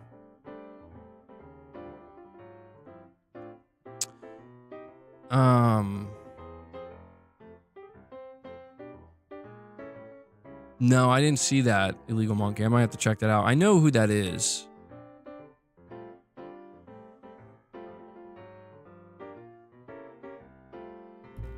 All right, we have another direct donation from Rich Rod. He says Colt Eastwood's face is a disaster zone. Jesus. That's his doc because he's looking full blown, so ugly, even mirrors grown. Stay hidden, bro. Don't leave your home. My God. Rich Rod. Why? Rich Rod, I'm telling you, enjoy it now, bro, because I am raising the price for you and the direct donations starting 2025, effective immediately in 2025.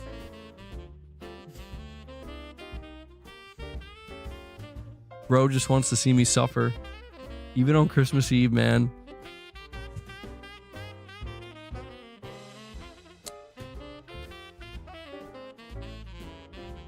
Have I ever played Uncharted multiplayer? No, I heard it's really good, actually. I heard it had a pretty tight-knit, strong community, and I heard it was pretty good. I believe it.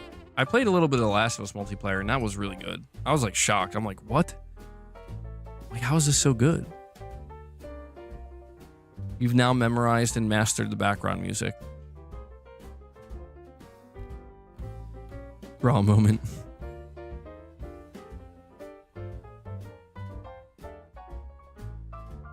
Rich Rod lacks emotional control. Josh Z turning into Kratos there for a moment. You lack emotional control, boy.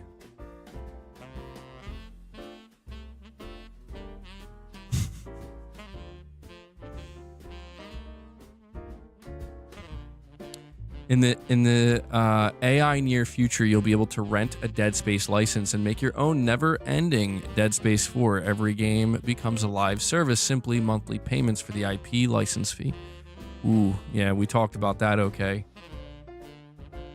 It is so funny to think that we can just live in this future, or we will live in this future, where you can just license an IP and make your own sequels.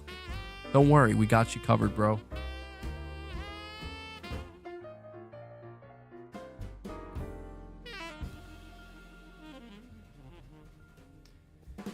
How am I spending Christmas Day? I'm going to be just spending it with the family, dude. You know, open up gifts under the tree while drinking the coffee. Put the fireplace on the TV. Hang out.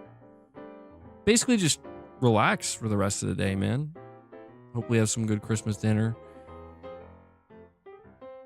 That's usually tonight I got a couple things to do. Food, probably do like a Christmas ham.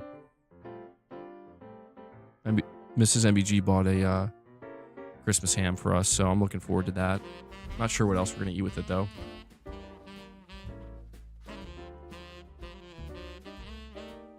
Sides? Yeah, I'm not sure with the sides yet. I didn't ask. Probably something good, though. I do imagine.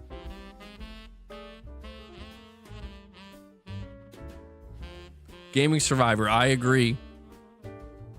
I'm going to tax Rich Rod, bro. No, I do not cook. KFC. KFC, baby. Christmas KFC.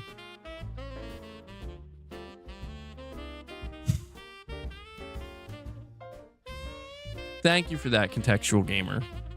I don't... What does that mean? What's a plasmoid? Should I be concerned? Should we all collectively be concerned about this plasmoid? What is a plasmoid? I'm gonna spend my Christmas in Silent Hill 2. Yeah, what are some good Christmas games?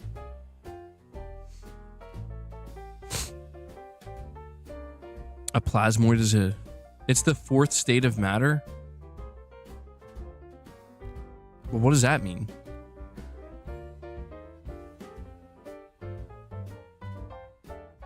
I gotta look this up now. What is the fourth state of matter?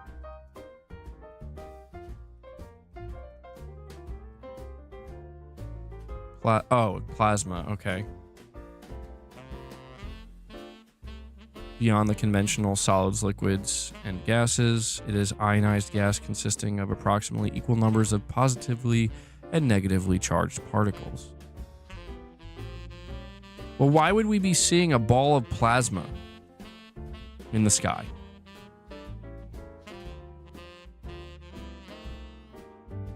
Anybody got any answers for this one? Butterscotchflation. It's going to be real in 2025. I'm going to put tariffs on Rich Rod, bro.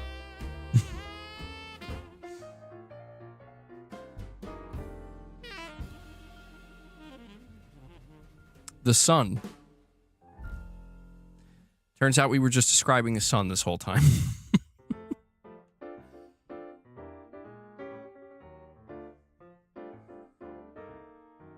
Praise it. Hold on. Apparently boss does want his treats now, guys.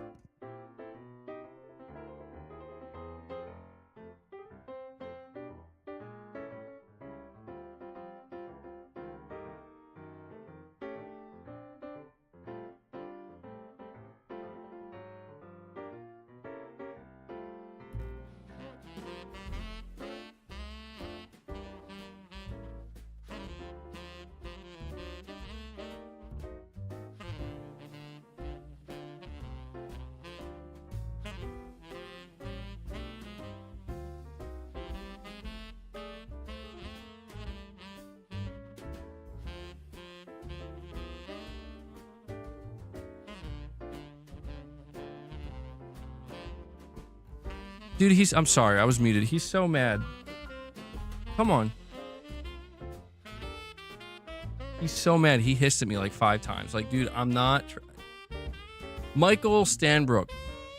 Thank you for the super chat, buddy. You're saying, hey, ABG, wishing you and your family a Merry Christmas. I love your content. This is also a reminder that you are yet to play Cyberpunk 2077. I know, dude. I know. It's a game I've been thinking about recently.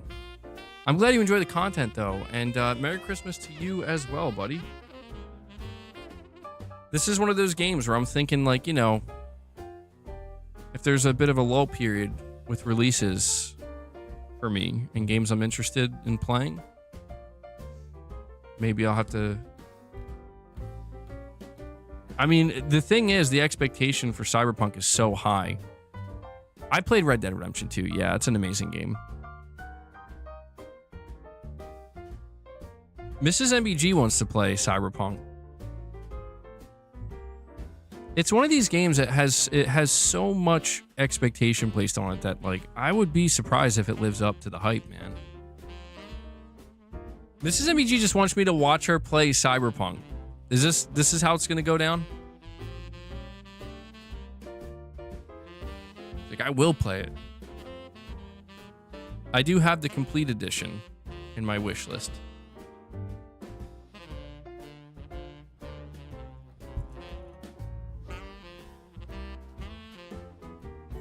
That's just talk. Can you walk the walk? Rich Rod, there's no way, bro.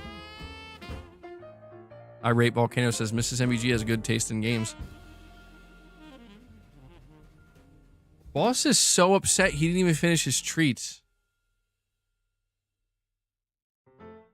He's over here growling while licking his chops. He's like, nom, nom, nom. What is wrong with bro? What is wrong with bro? Boss is mad at the Rich Rod text. Dude, Boss is pissed off about something. He's really pissed off about something. Like, I haven't seen him this mad in a while. Where's Luna? Luna's just literally laying here next to me. Completely sprawled out. So threatening.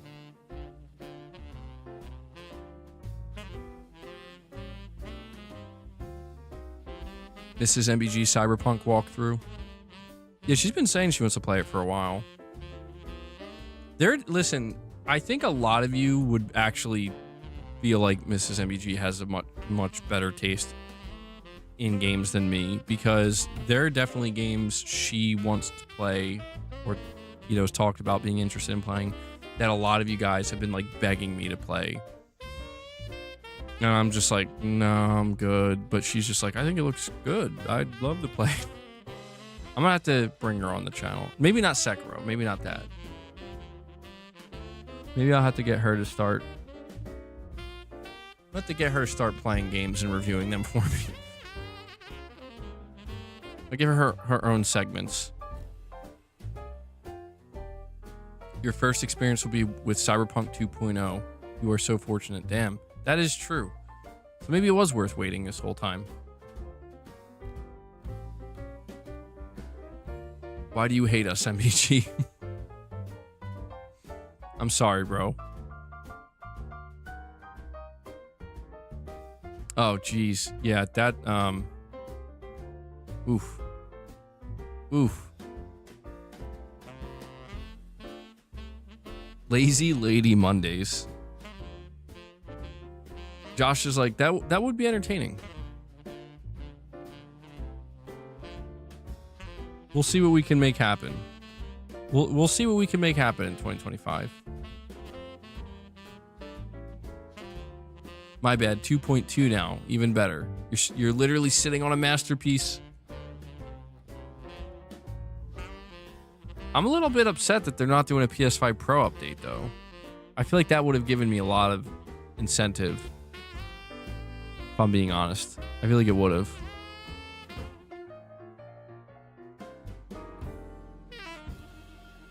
Wow, Luna is finishing Boss's snacks. Okay. She really is the alpha now, guys. Boss has just given up. Boss is just an old, angry man at this point. Come here, boss. He doesn't even want to sit on my lap anymore.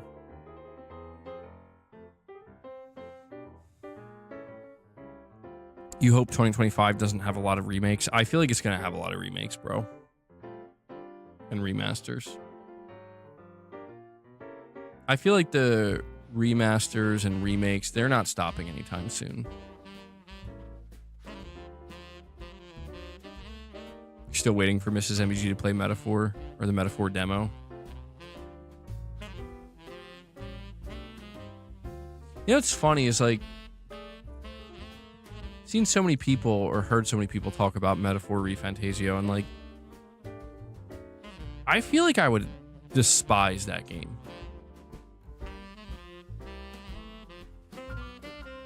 I don't know. Like, there's some games that I just feel like nothing could ever make me like it, you know? And that's what's weird about it is that's why I don't want to try it, because it's like there's so many people that love it and there's so much positivity surrounding it, but I'm like, I'm pretty sure I would hate it. Like, I'm pretty sure I would put hours into it and be like, I can't do this. Like, I can't do it. Maybe I'm wrong, but it's something, I don't know, maybe it's something I can dabble in. We'll see. We'll have to see. I don't want to get ahead of myself.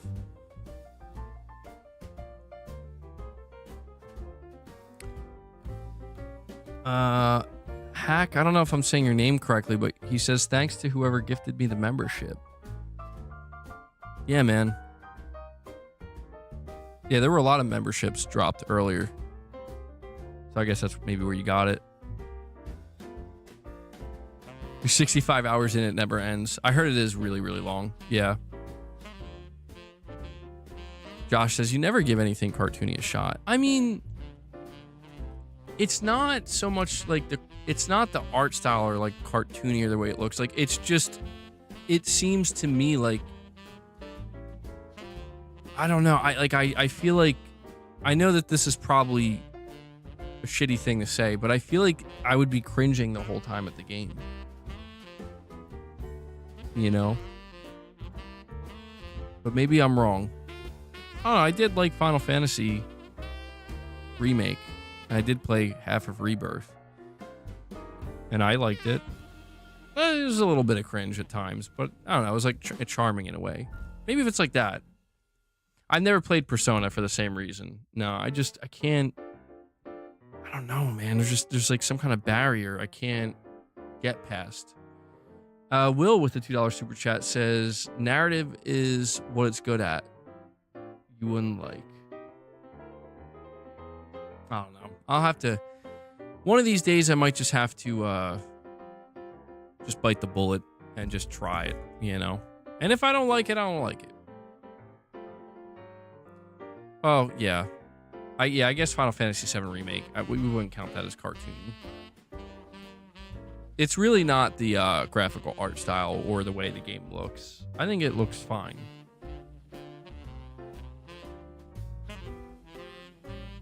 It's very anime-esque, you know? It's very anime. And I just don't think I can do anime, dude. No, you won't. Stop lying. I don't know. We'll see. You can't... Listen, man. You know, occasionally I will try stuff. I did try Sekiro. Pulling Phil Spencer right now. It's the games I am going to play next year that I'm most excited about. The games that I haven't played yet that I'm most excited about. I guess that kind of does make sense, though, doesn't it?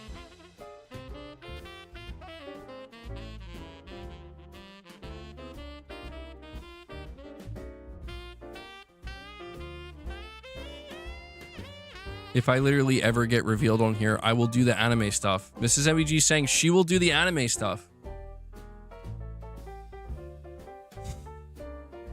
I bet MBG secretly plays Foam Stars and tells no one.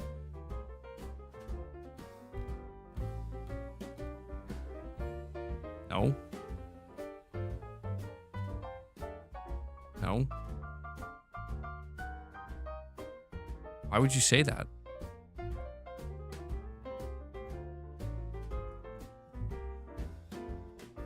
I don't know why you'd say that.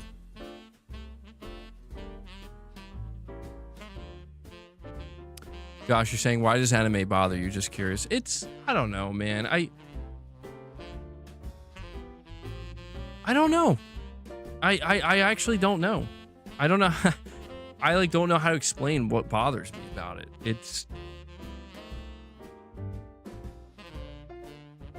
I don't know. It's just, the only thing I can think to say is it's just something about it that doesn't naturally appeal to me. Because I'm a weirdo. Maybe I am. I don't know. If I sat down and... It's like... So, on Netflix, there's like a Terminator anime, and I like the Terminator universe, but when I saw it was an anime, I'm like, I don't know about that. MBG, good. Finally, a woman of culture. Yeah, maybe I don't deserve Mrs. MBG. But maybe this is why we compliment each other. You know?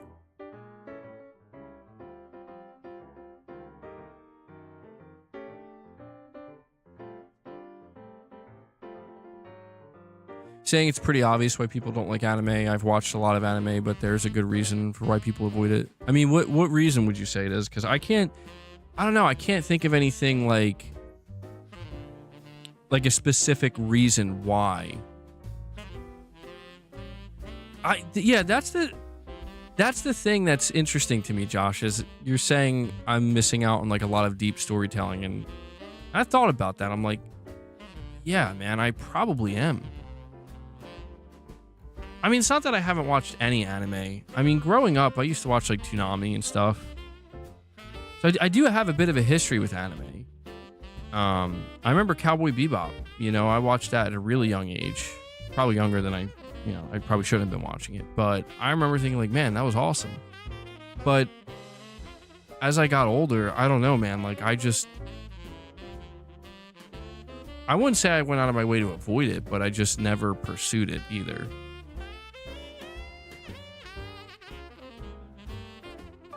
Not even Dragon Ball Z. I never got into Dragon Ball, dude. Like, I've been around it growing up. I watched some of it, played the games, but I just never... I don't know. It never clicked with me. I don't know why. I never really questioned it either. Maybe I am weird. I probably am a weirdo. Cowboy Bebop is quite literally the only anime I've enjoyed. That's what Neo's saying. Yeah, I don't know. I have to think about this. I would like to figure out why anime does not naturally appeal to me.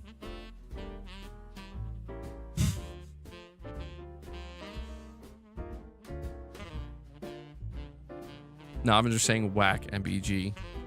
Whack.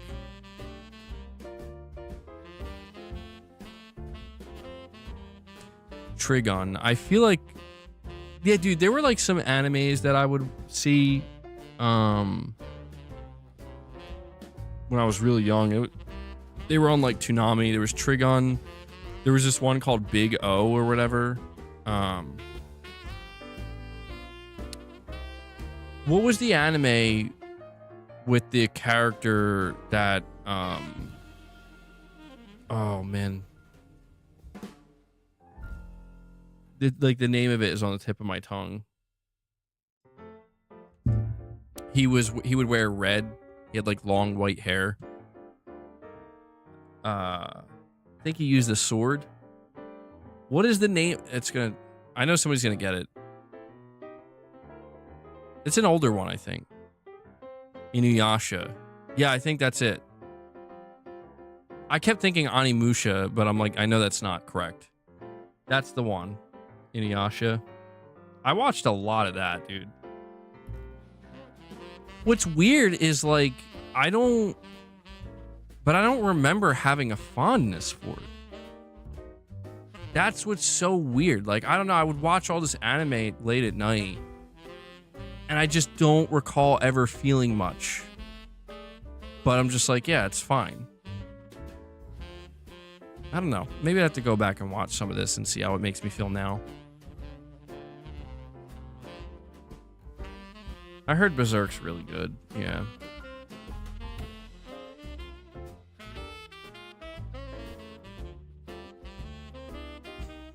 Meet the Cheater's like, you're dead to me.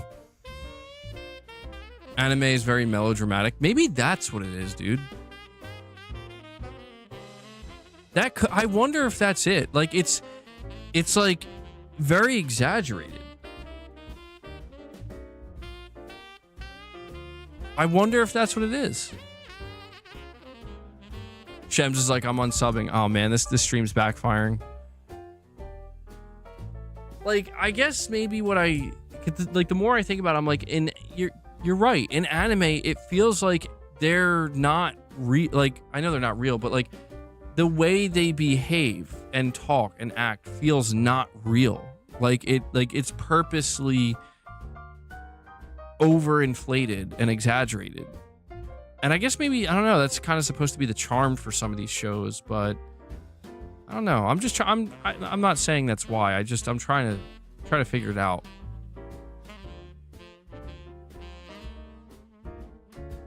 But Wolverine feels real, LOL. I mean, yeah, I don't know. You got me there. That's the thing, is like, that's why I feel like that's not a good reason. Like, that's not, you know what I mean? Because you're right, dude. Like, so many of the things I enjoy are just not fucking real, even like, and not grounded. I gotta get to the bottom of this. I'm gonna Google why don't I like anime.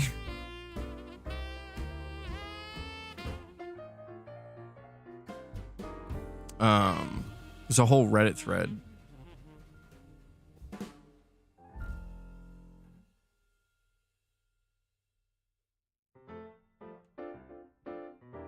This person says, I like anime, and even I find the fan bases cringy. If your complaint are the high voices, try JoJo's Bizarre Adventure, manliest on the planet. That's funny. It's the high-pitched voices. I can't deal with anime because their voices are too high-pitched, bro. Lady K comes in and drops another membership gift. Lady K keeping the membership train going almost 4 hours deep into the stream. Thank you so much for that, Lady K. That brings us to $5.75. Yeah.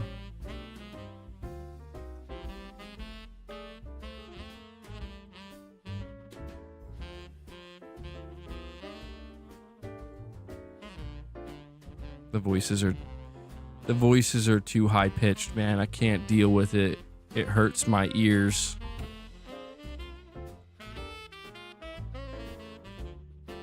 Let me see what else is being said here in this thread.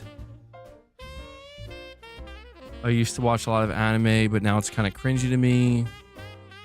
The anime fan base is unbearable.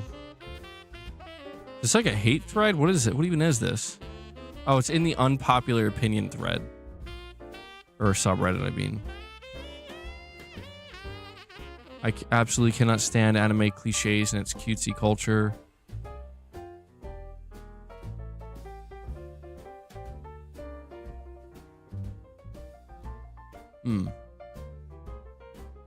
I mean, this goes on and on, man. Jeez. I don't know. There's just something about it. I can't quite put my finger on it. The classics are timeless. Well, I mean, has anime like changed over time? So that's interesting. Like, somebody was like, Cowboy Bebop is the only anime I like. So I could compare that to, I don't know, like an anime of today. What is the difference? Or how different are they?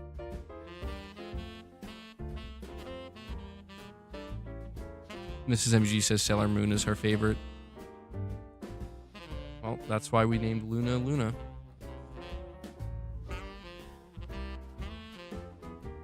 Okay. Solid as Sly. Interesting.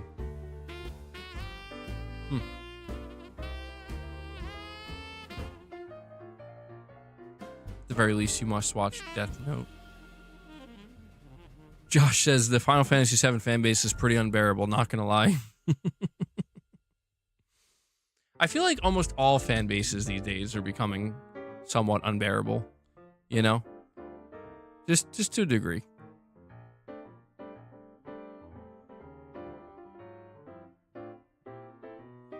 Chainsaw Man.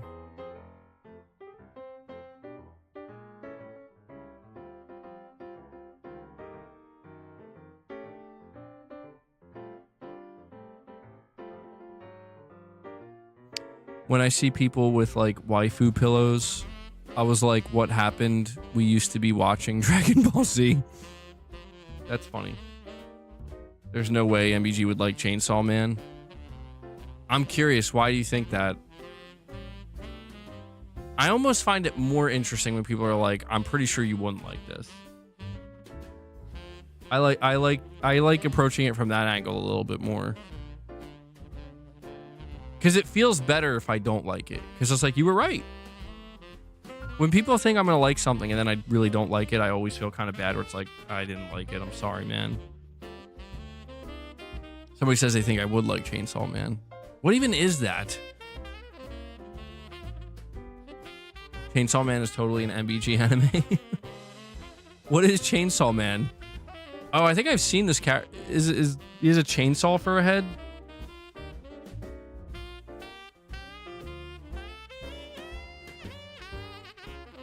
It's a guy that has chainsaws come out of his body. Chainsaw dog fused with man. Okay, so see, automatically like something's wrong here. But it's dead serious, isn't it? It's a dead serious anime, isn't it?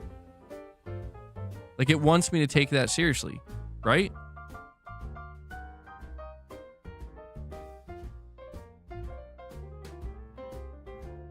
They have devils inside them. It's a dark comedy. Oh, okay. That's it. That's interesting. A dark comedy. I don't know. Maybe I could get into that.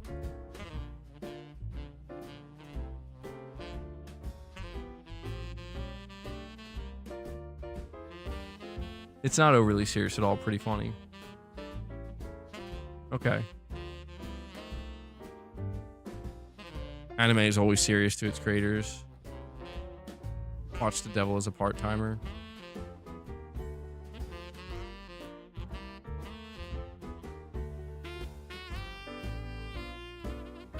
You just finished the show, Barry.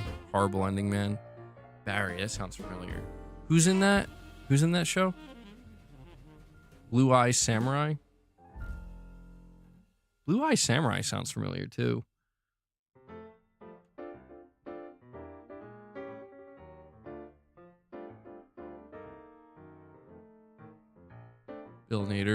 Bill Hader. Oh, he's funny. Oh, I know what show you're talking about. Yeah. I never watched it. Man, horrible ending, you say, huh?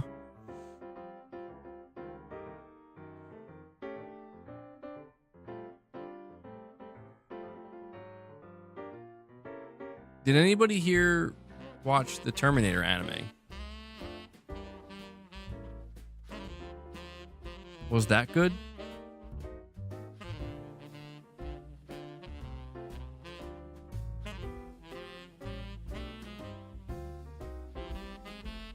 Blue Eye Samurai was bad. That's interesting. That seems to be kind of divisive. Terminator was pretty cool.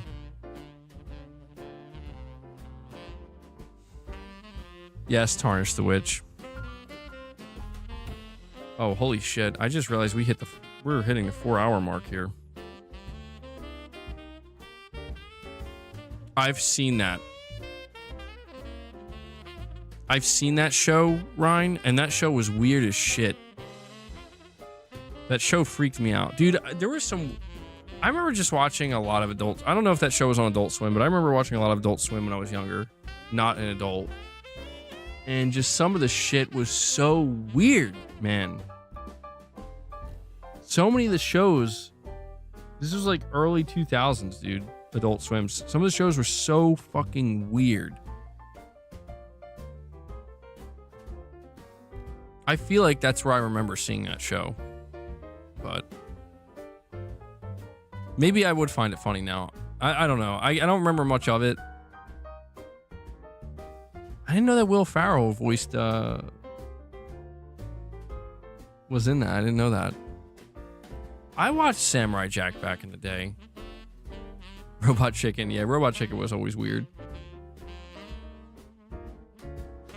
Wait, MBG, you could put up with Stellar Blade, but not anime? No, Stellar Blade made me cringe quite a bit. I liked the game, but I was cringing a lot at certain points. It's just where I just realized, like, you know, I don't know, man. There's just there's a certain feel or flavor, you know, that I can deal, like, I guess I can learn to just deal with the cringe. Like, it does make me cringe, but it's like, it's whatever, you know? Like, it doesn't have to be a deal breaker. It's just, I don't know. It usually also depends on how I'm feeling at the moment. Your cringe organ is broken, way too sensitive. Probably, yeah. Yeah, whatever that is. I think it might be broken. I'm not even kidding. It's a problem. Guys, I do actually have to wrap the stream up, though. I did not realize I am over 4 hours into the stream. I do have stuff I have to get ready for. Wow, time flies. Sheesh.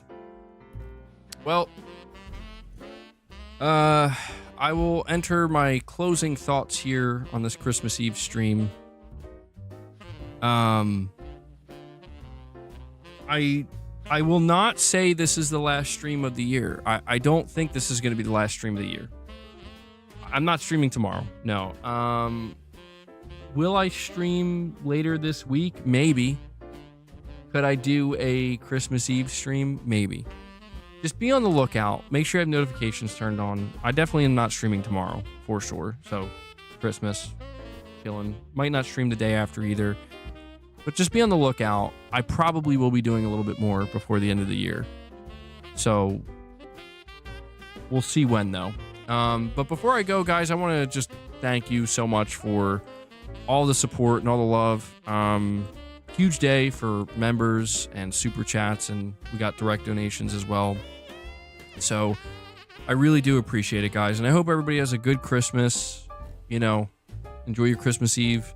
Enjoy Christmas tomorrow. Hope everybody, you know, has a good time with their families.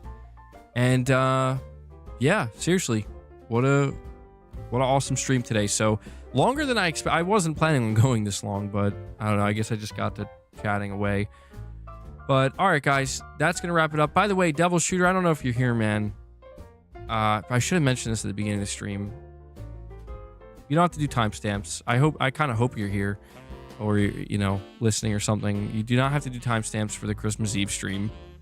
But yeah, guys, I hope you enjoy the rest of your Christmas Eve and enjoy tomorrow. And we'll see what else we have for the rest of the year before we move into 2025. But all right, yeah, I'll try not to eat too much.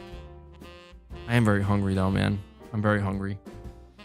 All right, that does it, guys. Thank you so much for tuning in. I will catch all of you in the next one. Hit that like button on your way out. And until next time, guys, take care.